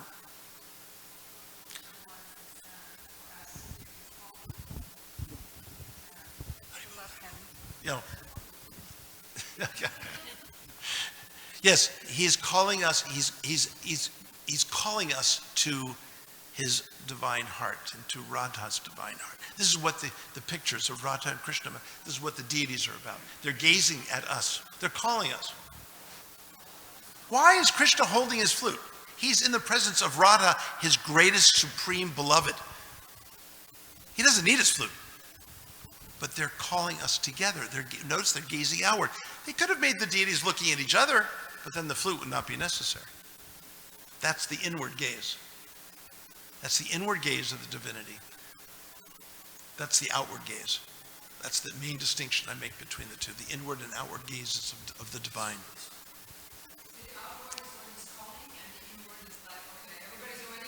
That's right. That's right. Everyone's at the party, at the dance. There it is.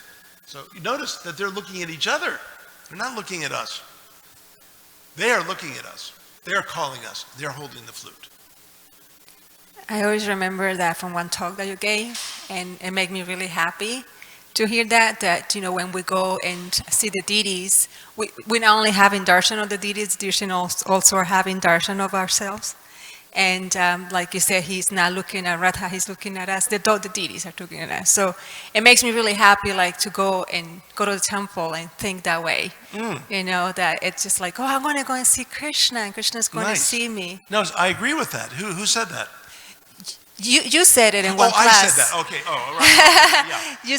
I thought maybe so. Okay. No, you said it, and I always remember that when I'm on my way to the temple, and I think that it makes my heart, it feels good. Nice. Well, yes. That's what we should be feeling, right? Ideally, yeah.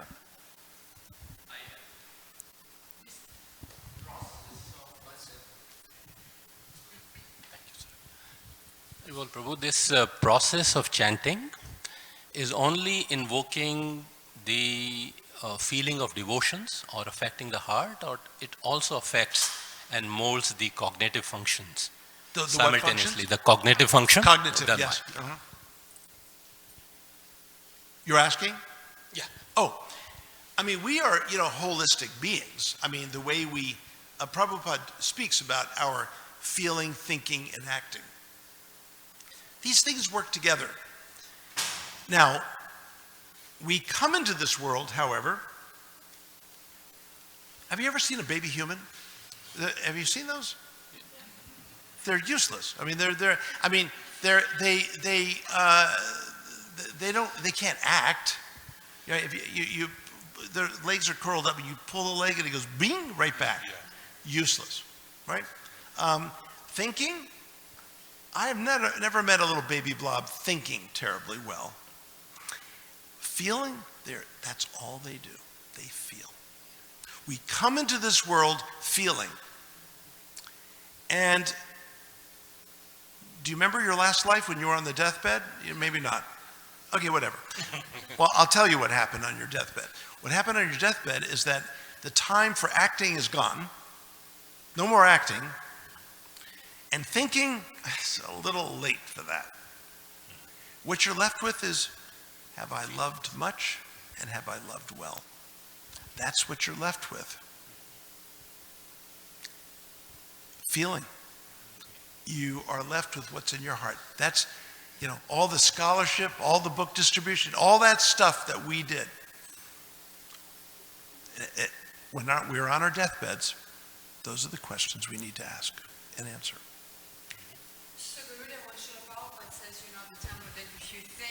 Krishna, if you think so that thinking that Prabhupada is referring to, is that what you're talking about? It's like your feelings coming from your heart?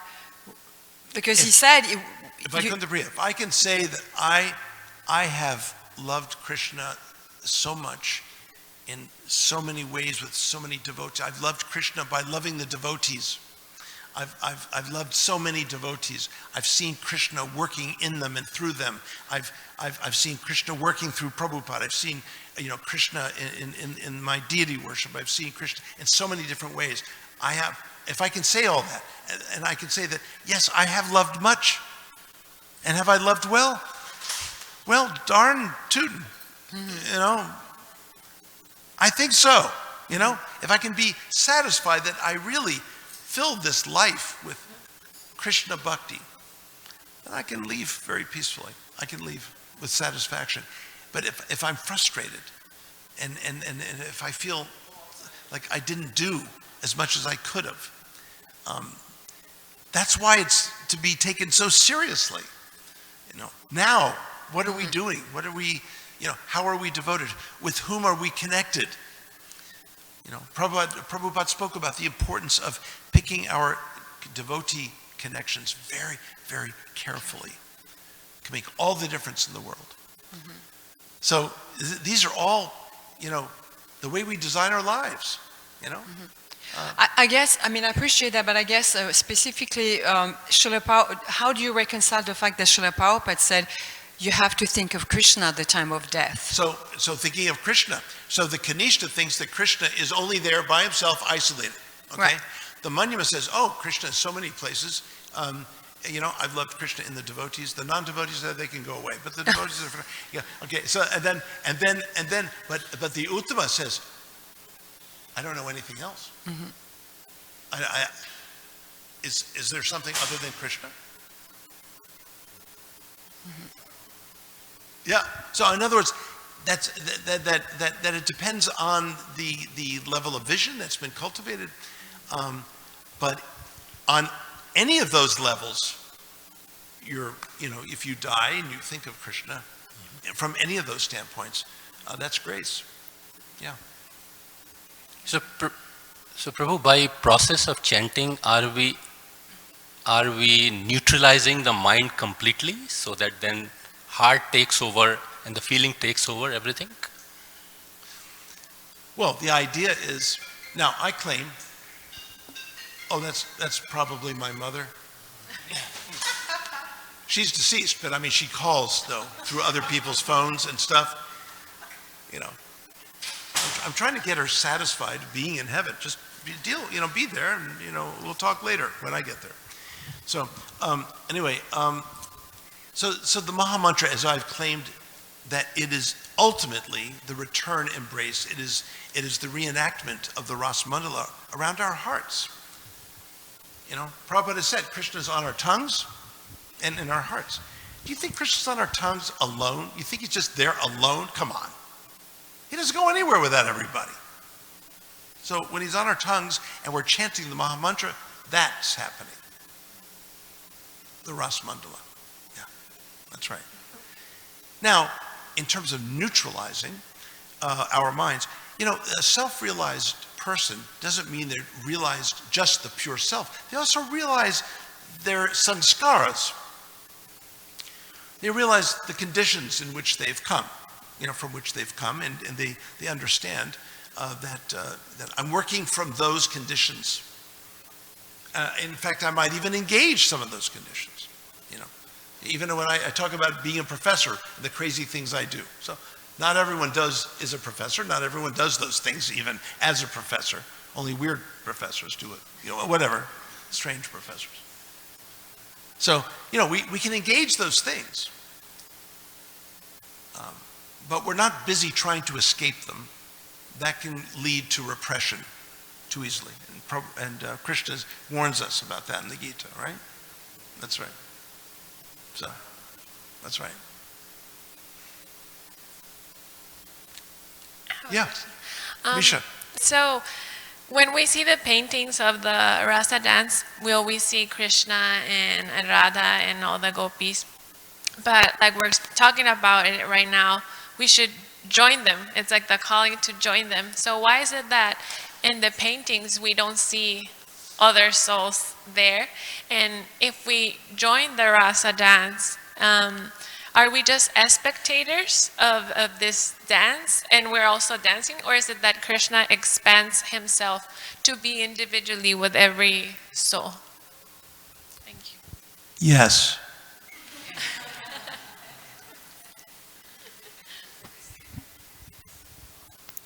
It's not either or. Of course, there's the whole concept, the whole idea of the manjari who serves the gopika, right? And it is explained in our Vaishnava theology that in some sense, the irony and the paradox is that the further away you're serving the Rasa Mandala, the more involved you are in the Rasa Mandala. I mean, it's very interesting. So even down here, if we can manage to be so focused on the Rasa Mandala when we're chanting, to meditate on a painting such as this, and to actually feel the revolution of the beautiful names in the mantra as a dance around our hearts, this is ideal. So the Rasa Mandala is anywhere where there is love for Krishna, Radha, and Krishna. So we have that opportunity right now. you know. But as the Bhagavad Gita has shown us, and we talked about this at the Yoga Center, right? You know, Arjuna was right with Krishna on the chariot. And he had a breakdown. So the human condition is such. We can break down, we can be broken in front of so many blessings. But we have to wake up to how Krishna is there for us. So this life ideally is a process of awakening. And I summarize it in 4 levels. There's the human condition. And then second is the awakening of the heart. The third is the transformation of self. And the fourth is absorption in the divine. Those are the steps. The 2, 3, and 4 correspond to Sambandha, Abhideya, and Prayojana, but it begins with the human condition, just like the Rasa Leela does. It begins with the gopis being in their homes, doing all their mundane activities, taking care of their husbands, you know, all that mundane stuff. Hideous stuff, taking care of their husbands.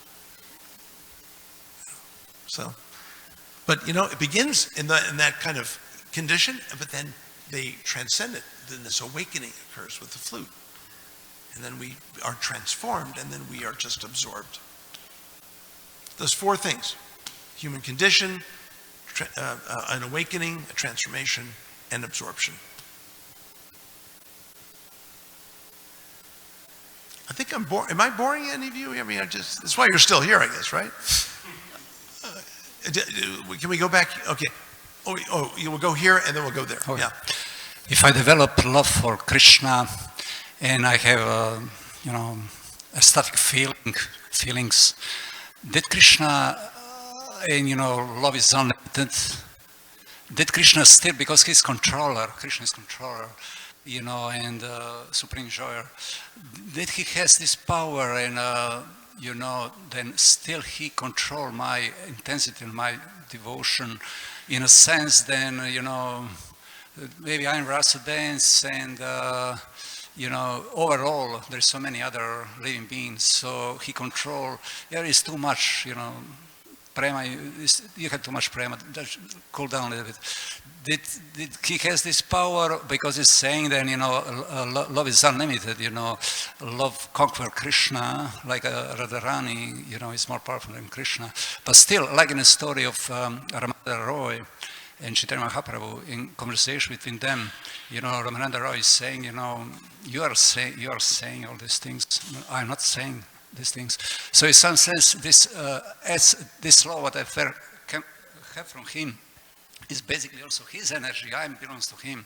So basically question is, did he has power, this control my emotion to him, this develop prema for him, or is depend on me? He's over Ananda Buddhi Vardhanam, he's increasing more and more, and I just controlling him with my love forever. Or is still he is in charge of my emotion? He said, no, it's too much now. Well, I can't relate to the idea that Krishna is in charge of our emotions. Because again, the way we feel, that is absolutely belonging to us. Okay? But the idea of control, now Prabhupada talks about how love can control the beloved. Okay? And that the gopis, in some sense can control Krishna.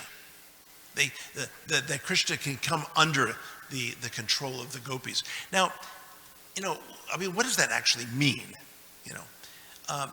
What that means is that Krishna can feel so indebted, so wowed by their love. It's overwhelming. And frankly, if you've ever had anyone in this world, in this life, really love you so sweetly and powerfully, it is kind of staggering. It's kind of like, what? I can't even understand this.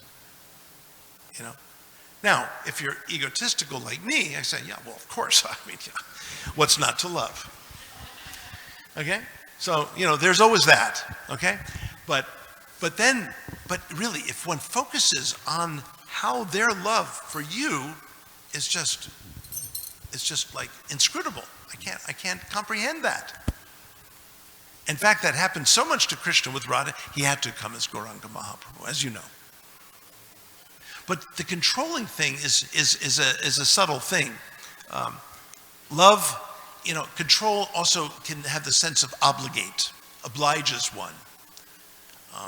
The gopis' love for Krishna in the Gopi Gita, when he was separate, he said, look, you felt I was separate from you, but you were never away from me.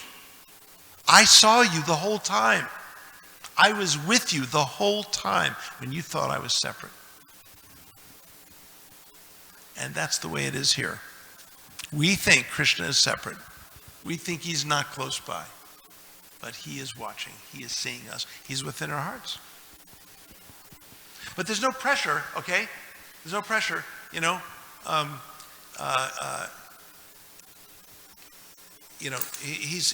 he says in the Gita, I love no one and I hate no one. I'm impartial to everyone. So he's very neutral. But then he says very quickly, but one who loves me, I love them like anything. I mean, I'm putting it in my own terms, but he's basically saying that. But when someone loves me, he's, as they approach me, I love them. I worship them. Vijamyaham.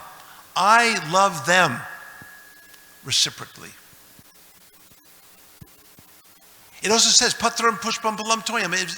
When those things are offered to me, that causes me to come closer to them. So the devotee controls God.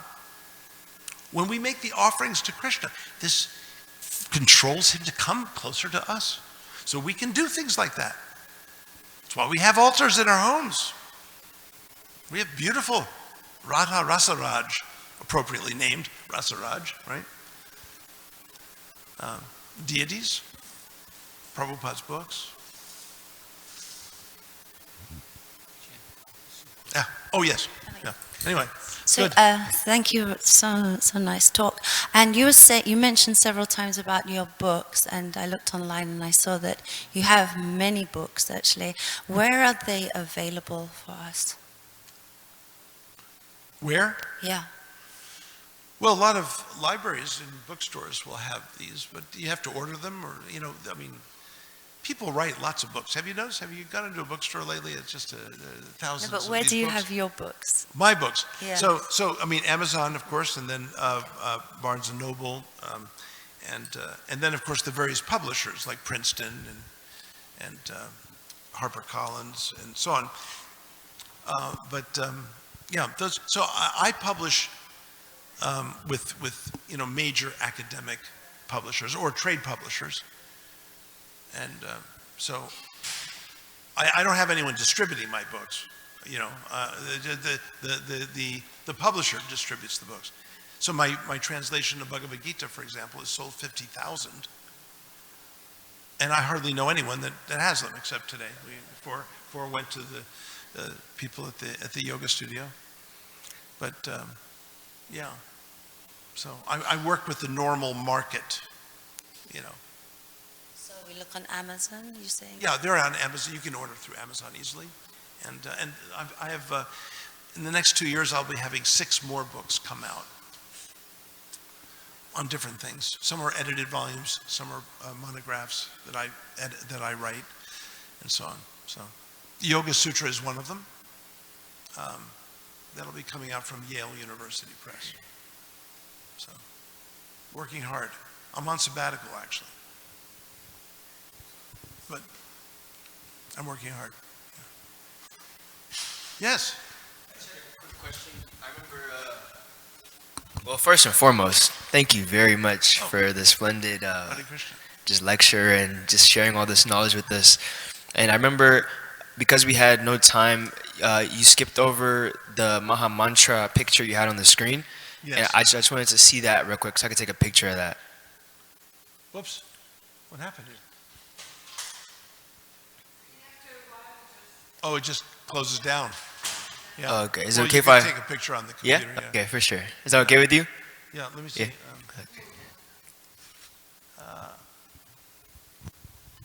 Yeah. Here you go. Yeah. These days you can do that sort of thing. Just click it. So, you like that one? You want the whole thing? The white. That one? I think that's the one you want, I think. Oh, you already took that one? Why'd you take that one? Look at all of them. What are you doing? Hey, give me that phone. This is copyrighted material here. Oh, is it like, I'm not gonna say that. Okay, good. Just for you, yeah. And then a little more back. A little back? Yeah, Okay. it's just the Maha Mantra by itself. Oh, by itself. Oh, yeah, I have that. Yeah, here we go. There you go. Yeah, okay, good. Yeah, in Sanskrit and in transliteration. That's right. I love writing in Sanskrit on the computer, except that it's difficult. It's not like typing a letter and then you get a letter. You have to piece them together. It's sort of a pain. But you do that with this particular font because it's the most beautiful font. Whereas if you use the regular Hindi font, it looks ugly. It's just like no serifs or anything. So I'm very particular about it. Isn't that beautiful? Yeah. Thank you. Yeah. Garuda, since your commission came to do that, so that means you own it, right? So she's not publishing it anywhere or anything like that. I own the rights of publication. She's been paid. The original will probably go up in the new Potomac temple that they're building. Oh, nice. Very nice. So they're going to have a special niche for it. Oh, that's wonderful. And I'll put a plaque. So everybody can see then, Yes. yeah. Because I've never seen it before. It's amazing. Oh, I know. It's all brand new. Yeah. And reproductions of this will be available For sale. Eventually. That's nice. Very Because nice. it's beautiful. I mean, it's... Oh, yeah.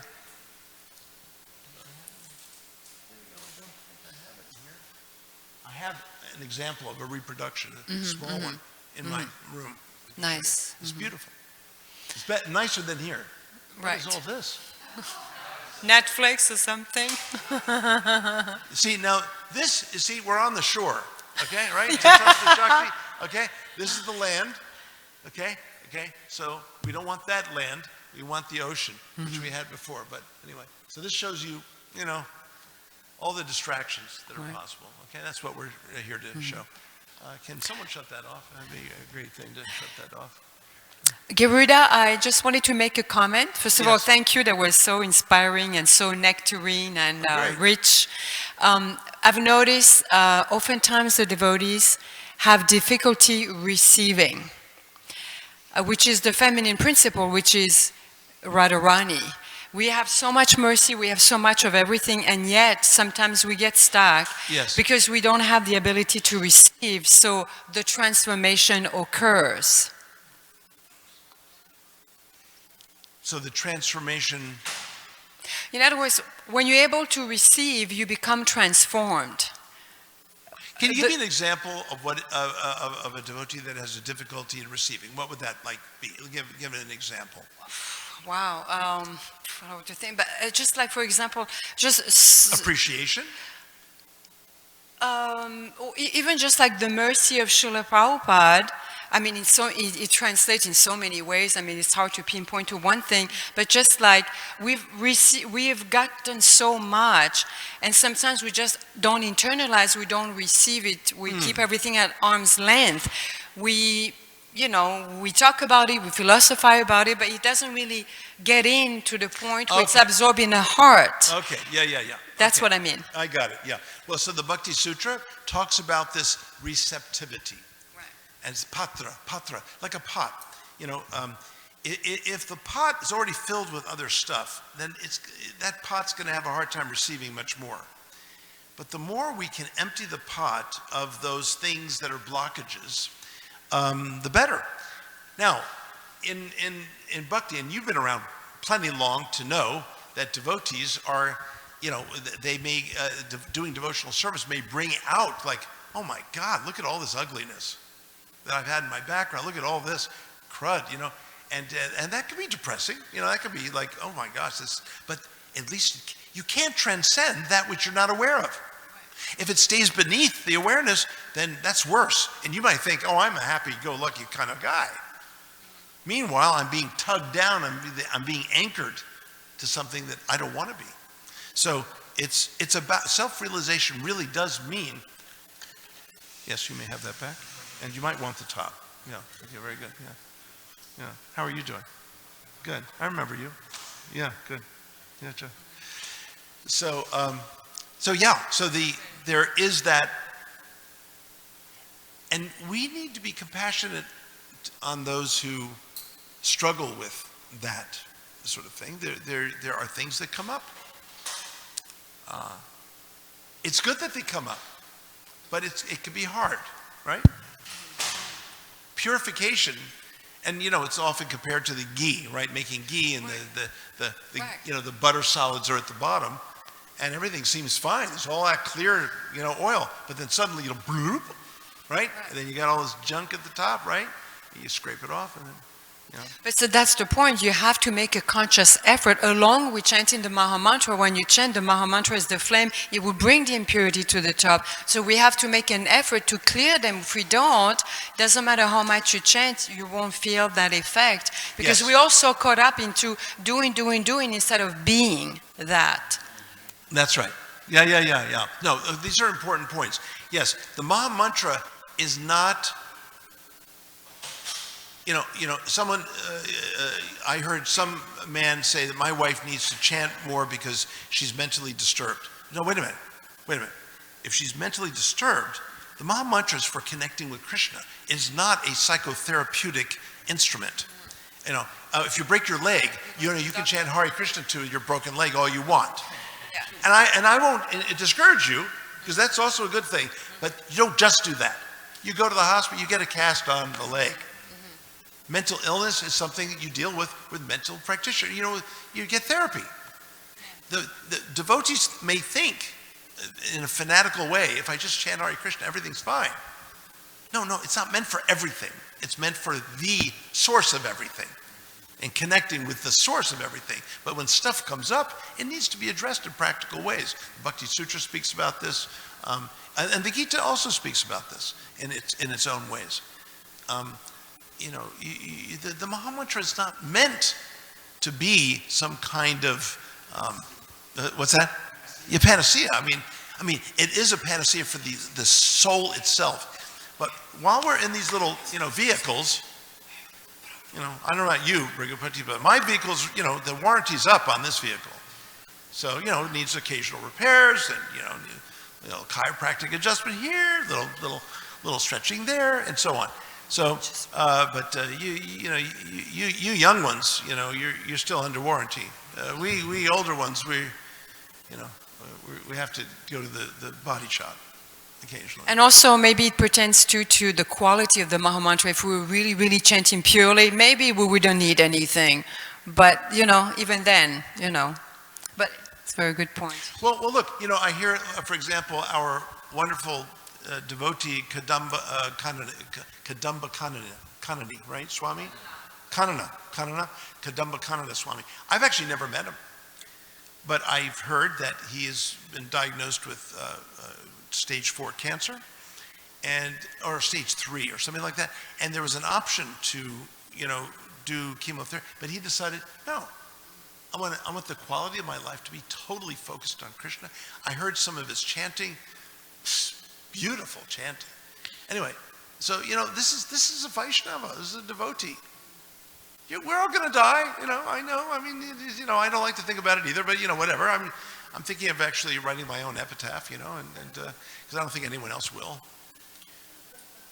So, Brigapati, would you write my? Never mind. Don't worry about it. You're too busy on book distribution. No. Yeah. Garuda's epitaph. What would I write? Ken. He would say, too bad he's not distributing books, something like that. Prabhu, Ken, it's just a layman question, and you may not like it, but I come from the astrological background.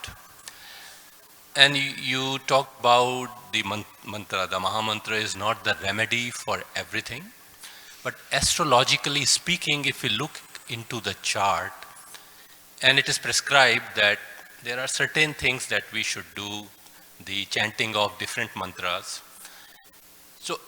So if you are a devotee, and I'm looking into your chart, and I see that there is a problem, I will definitely describe something or prescribe something that may not be related to Krishna in that case. Mm-hmm. So how it is also recommended that we shouldn't be going out of the consciousness of Krishna. So in that kind of situation, what exactly is the remedy? And I understand what you said, and I totally agree that Mahamantra cannot be used as a remedy for astrological purposes. So then what is the process that we should adopt or suggest we are prescribing to those people? Well, in doing people's charts and acting as an advisor or counselor with a person's various characteristics, astrological characteristics, I mean, that's a responsible position. But I also like to say it's the chart or the heart. That's one of my favorite expressions when speaking about astrology. You're not absolutely bound to your chart, especially when you're working from the heart. Well, that's the point. So I always say the chart or the heart, and yet the chart is there. But can it be both? Because Yes, of course it's both. to the degree you transcendental, to that degree you're not affected by your That's right. It is, but it is factually both. Everyone's born at a certain time, a certain place, Will have the karmic reactions. That's right. So the chart is there, but don't be limited to that. Look, I had an astrologer say to a friend of mine, and I won't mention the astrologer's name. Don't worry, it's not your name. She said, well, Garuda, I'm not supposed to ever be happy in this life. I mean, that's what my astrologer told me, so I'm not going to be happy in this life. I said, how in the world can they predict whether you're going to be happy in this life or not? This is not good astrology. I said, a good astrologer will talk to you about the challenging dynamics you've got, the forces, the challenging. I learned this from my wife, by the way. I'm not an astrologer, but she's good at this sort of thing, and in a kind of psychological way. This one over here is also very good at it. I've experienced in the decades ago. But the idea is that to help people understand the forces in the tendencies, the forces. Yes. This is very good. This is very good.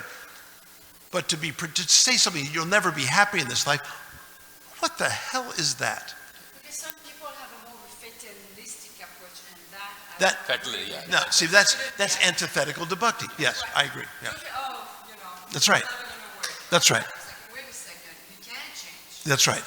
That's right. But Prabhu, that was my question. That you know the tendency, you know the reactions, and you know the boundaries. What after that? What to do? Just keep chanting the Hare Krishna or do something else which is prescribed in the act? Well, I mean, okay, so, Kadambakananda Swami, I mean, he could have chosen, chemotherapy. Or something else. Or something else, I mean, some other natural, anyway, I went through this with Narasimha Maharaj. He contacted cancer, and he talked to me about it in my last visit with him on Zoom. And he said, Garuda, I could try more, but I've already tried some things, and I think it's time for me to go. I said, really? I said, a lot of people may feel that they don't like hearing that, So have you considered that? And we talked about it back and forth. And these are always very hard discussions, But he was kind of resolved that this is enough. This is enough. I don't want to keep trying to make my body work. But it is also their choice. It has to be respected that way. Okay. Well, let's. You've been raising your hand for quite a while, so then we'll come back to you. Yeah. First of all, thank you so much for your lecture. I have multiple questions. If you have ever heard of the work of Yoga of Time Travel by Dr. Fred Alan Wolfe? Vaguely heard of it, but don't know anything about it. Okay. Yeah. What are the ramifications? I myself have lived in India for years, and I had my Akashic record done. And I was curious, I did have this done with the help of a guru and a Guru Mata. And I went multiple times and was given multiple books on a copper plate. And my banana leaves were sent from Carla. Yeah. What are the ramifications? Because the person who told me to do this was my spiritual mother and said, be very careful never to lose your copper plate. What are the ramifications of your Akashic records, thumbprints, copper Right. plates falling into the hands of someone else? Can they change your destiny? I mean, there are some pretty powerful yogis out there, or or tantrics, I should say, that can be invasive. But again, absorption in devotional service can counter that. Not that you enter into devotional service for countering that. See, that's the wrong reason to enter into devotional service. But that, you can't go wrong with the Maha Mantra. That's why it's called the Maha Mantra. Right. It's the most powerful mantra. Om Namaha, Om Namaha. Yeah, Om, well, the Om and the Namaha is built into the vocative case Om names Namaha. of the Maha Mantra. Hare Krishna, Krishna Krishna, Hare Hare. And then, like, so on. when I did this, I remedied the past life recommendations altruistically early in my life. And now I look back in hindsight, I know before, what are your opinions about theology being a devotee, one, and then knowing before you're married that you would be divorced on the date? Because that's what happened to me in a Western sense. And that's what brought me closer to my Vedic journey. Because I had that particular relationship annulled in all spiritual sense. But as far as like being a devotee and the stigma that goes on with devotion and proper discourse of a gopi or a female devotee, and then do you understand where there could be judgment placed on a devotee, whereas it may be something that was written in the Akashic that was outside of their hands? Or Yeah. Okay, so my understanding of things like the Akashic record and the kind of very subtle sort of stratosphere that people can tap into. Look, my father was a psychiatrist and a psychoanalyst, highly educated at Duke University, and early on in his marriage to my mother, I think I was only 1 year old at the time, but they have both related to me how they went, just for fun, they went to a seance. Just for fun. Well, they were freaked out when they left because this lady started talking about his aunt something or other. I can hear her, she's saying, don't worry about this, these specific things. My father, he's a scientist. He's a psychiatrist, psychoanalyst. He's not interested in the Akashic record or so-called Akashic record or these kind of, hokey pokey things in his view, right? But he was freaked out because the specificity of what was being said, and it's like, anyway, he never quite did anything with that, but as he saw me getting into spiritual subject matters, we talked and shared quite a bit, and he really turned out to be an amazing fellow.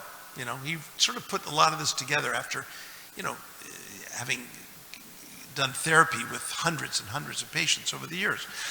But, I think that level, that kind of level is there. But then there are higher levels. And it can be dangerous to be too involved at that level. Because then you're talking about receptivity, you're then making yourself receptive at a certain level. And also things with, like, for example, Kundalini yoga. You can really mess up your life airs. You can do incredibly powerful things. And I actually experienced some of those things before becoming a bhakta when I was a teenager at age 16. And sometimes it's really scary. And you know what? You really have to be careful with stuff like this. And so the bhakti process is so beautiful because there's nothing dangerous except if you meet people like me or Brigupati, and then that's dangerous. I wouldn't, you know, you just talk to the right I people. just, a reason I'm asking is I'm a student of pop culture. I was actually the assistant to the archivist of the Warhol Museum. Wow. And because I lived here out in the West, in California, Yeah. oftentimes my identity or my credibility was changed through the bureaucracy here Yeah. in LA. And, I've been a devotee here for like 20 years. And my child is an Indian child, and his family are devotees here. And I guess my You're saying you were a bhaktin for 20 years? Yes, and also initiated in TM and in Kriya Yoga and by Yogi Raj Siddhanath, and I attended the UN for the Earth Peace Week. I think that was probably 12 Do you years have a ago. bhakti guru? Do I have a guru? Yeah. If I may, this is very personal. I mean, but are you striving to find someone who can initiate you into the Maha Mantra? Oh, no, I've been initiated multiple times. Oh, I I was know. initiated on Saraswati Day by Transcendental Yes. Meditation. But I'm asking about the bhakti, the bhakti acharya. The Bhakti, sure. I mean, of course. Because that then brings you into a different level than the others about which you've spoken. I also practiced Kriya Yoga very seriously for Yes. years. Got initiated in it and so on. I also got involved with the yogi, very powerful yogi, when I lived in India. So on. Anyway, it was. I think I was initiated in the Muktananda. Muktananda? Yes, and Okay. then Transcendental, Kriya, and here years ago. Yeah. But I mean, that was 20 years So ago. I did a bunch of that.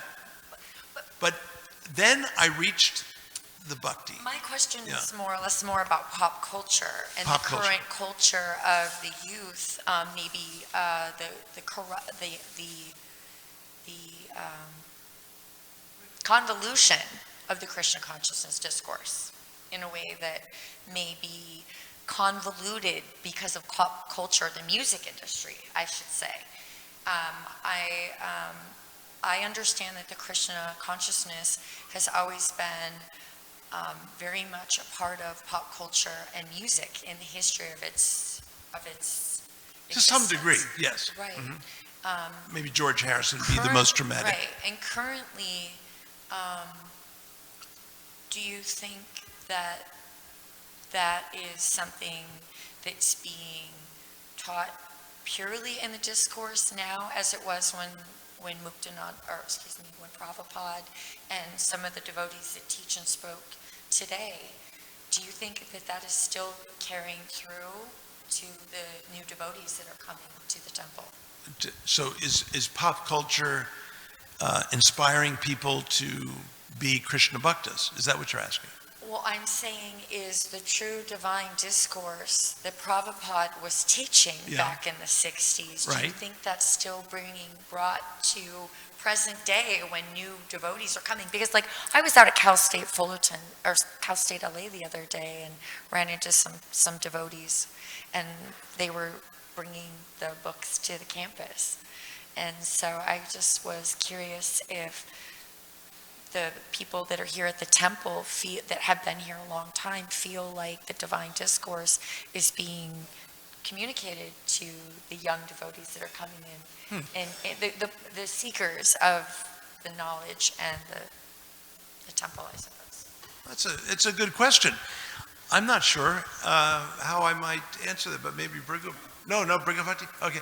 Well, do you know why I'm here? No one actually knows why I'm here. I'm here to be filmed and interviewed by NBC. Yeah, that's why they paid for my ticket. That's how I'm here. You think I can just fly around with endless funds? You think I'm a jet setter? What do you think I am? I'm a poor professor on a professor's salary. No, NBC flew me here to interview me tomorrow. I mean, all day. Peacock. I think it's called Peacock or something like that. Peacock. I don't even know anything. The last time I heard of NBC was when I was a kid, and it was Channel 7 or something. Remember, we had only Channel 4, was it? We only had 4 channels on TV. I know this sounds crazy to you, right? ABC was 4. ABC was 4, yeah. Anyway, we just had a few channels. And they used to have a little peacock, so I remember that. And of course, later learning that it's Krishna's favorite bird. So anyway, that's fine. So there must be something special. But now the peacock's chasing after me. Okay? And that's why I'm here. I thought you were here because I was meditating on cane. Well, maybe that's why I came. That's right. Yes, they've interviewed Bhagawan. They were going to interview Hri Dayananda. It's a documentary. And they're seeing me as a scholar. They don't really know about my weird devotee self. I don't know. I don't really know who they're...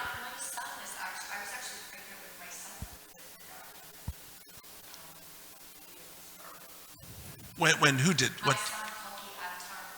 Yeah. Ah.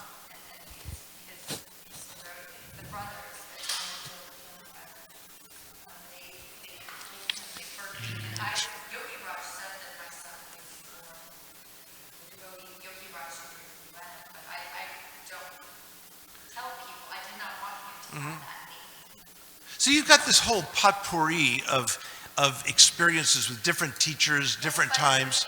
I don't get to speak what has happened to me because there's another woman who impersonates me that's married to a judge advocate general named Kirtan that wrote 4 books called Unwritten, Unbecoming, King, and Monk. And Unwritten means holy pieces, and I don't know what they're called, but she pretends to be me and writes these books, which is not me. Isn't that bizarre? Okay. That really is. I would love to see your life get a little simpler, and frankly, yeah. I mean, but then here you are, right? You're here. You're here. Well, good. I'm glad to hear that, especially with all the complications. Yeah. Prabhu, with your permission, I'd like to introduce this devotee who's sitting here. His name is Mukul. I was going to wait till the end, but this is really going a long time. And I'm getting very hungry, and because I see Mother Vaikuntha Priya eating, I don't feel guilty doing it. So this is Mukul. He was lived with me in my apartment some years ago when my wife was away in India. His background is in finance. He's a certified accountant, but he's stopped working as that, and he has a desire to do a PhD, a master's, and then a PhD in philosophy and religion. Oh. So I don't know, Krishna directed him to come to me today, just out of the clear blue sky. He just came up to my apartment, knocked on the door, and he started telling me that. And he asked, do I know anybody that could possibly help him take the next steps? And I said, well, I think if this ain't Krishna's arrangement, I don't know what is, because I think the perfect person for that purpose is visiting us here. And I asked him to come to the lecture, and here he is. And so Okay. hopefully you could... We shall talk. Good. Good. Good. Are you around? You're going to be around today, more or less? Yeah, I live in downtown. Oh, okay. Good. So if I can wait for you for whatever time. Yeah, I mean, well, today I'm going to be hanging out with friends. And, well, yeah, I mean. I can come anytime. I can come tomorrow. I can come wherever you are available. Yeah, tomorrow's very booked. The filming all day, and then I'm at Loyola Marymount University for a lecture there. Yeah. I try to stay busy so I can stay out of trouble and not be a nuisance to society. So We can exchange the emails or the phone numbers. Yes, yes. If you are open for that. Yes, that also could be good too. Yeah, yeah, that's fine. Good. So I'll leave my email and my phone number with the Okay, good. Excellent. Good. I will initiate a correspondence with you if we don't get to speak while I'm here. Tuesday afternoon is I don't know what's happening Tuesday afternoon. They told me to reserve Tuesday in case they want more of me. I think that would be in the morning anyway. So Tuesday afternoon, Tuesday evening, and then I leave during Mangala Arti Wednesday. On Wednesday. Yeah. Okay, so you're here all Tuesday? Tuesday, yeah. Until Wednesday morning. Oh, I'm supposed to give Bhagavatam class, I think, on Tuesday morning. I believe. Yeah, yeah. I mean, there's a good chance I'll be here. Yes. Yeah, good. Good. No, I'm happy to. I do this for so many, so no problem. Yeah. Yeah, good. Try.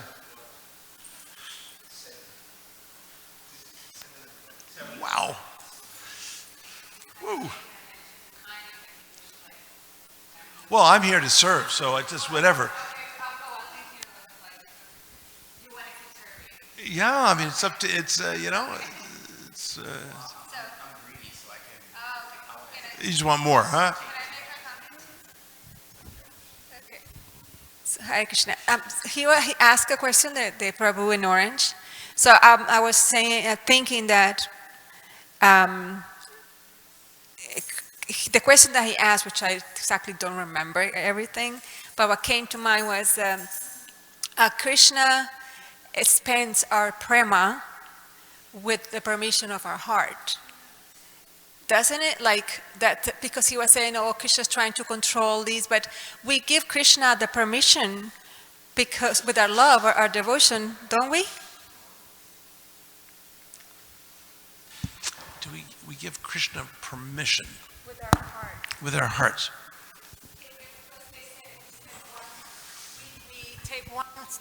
We take one step closer to Krishna, and Krishna takes 10, right? So, Yeah. so what for me is like that. So Krishna expands our prema and our heart with the permission that we give him with our heart. Well, you could, I think that makes sense. I think that in any kind of loving relationship, you are giving permission. I think you're talking about trust. I think you're talking about trust. So, the trust is something that is cultivated between two people. What to speak of a person and the divine? You know, we have to get to know how Krishna interacts with us personally, and then that trust issue is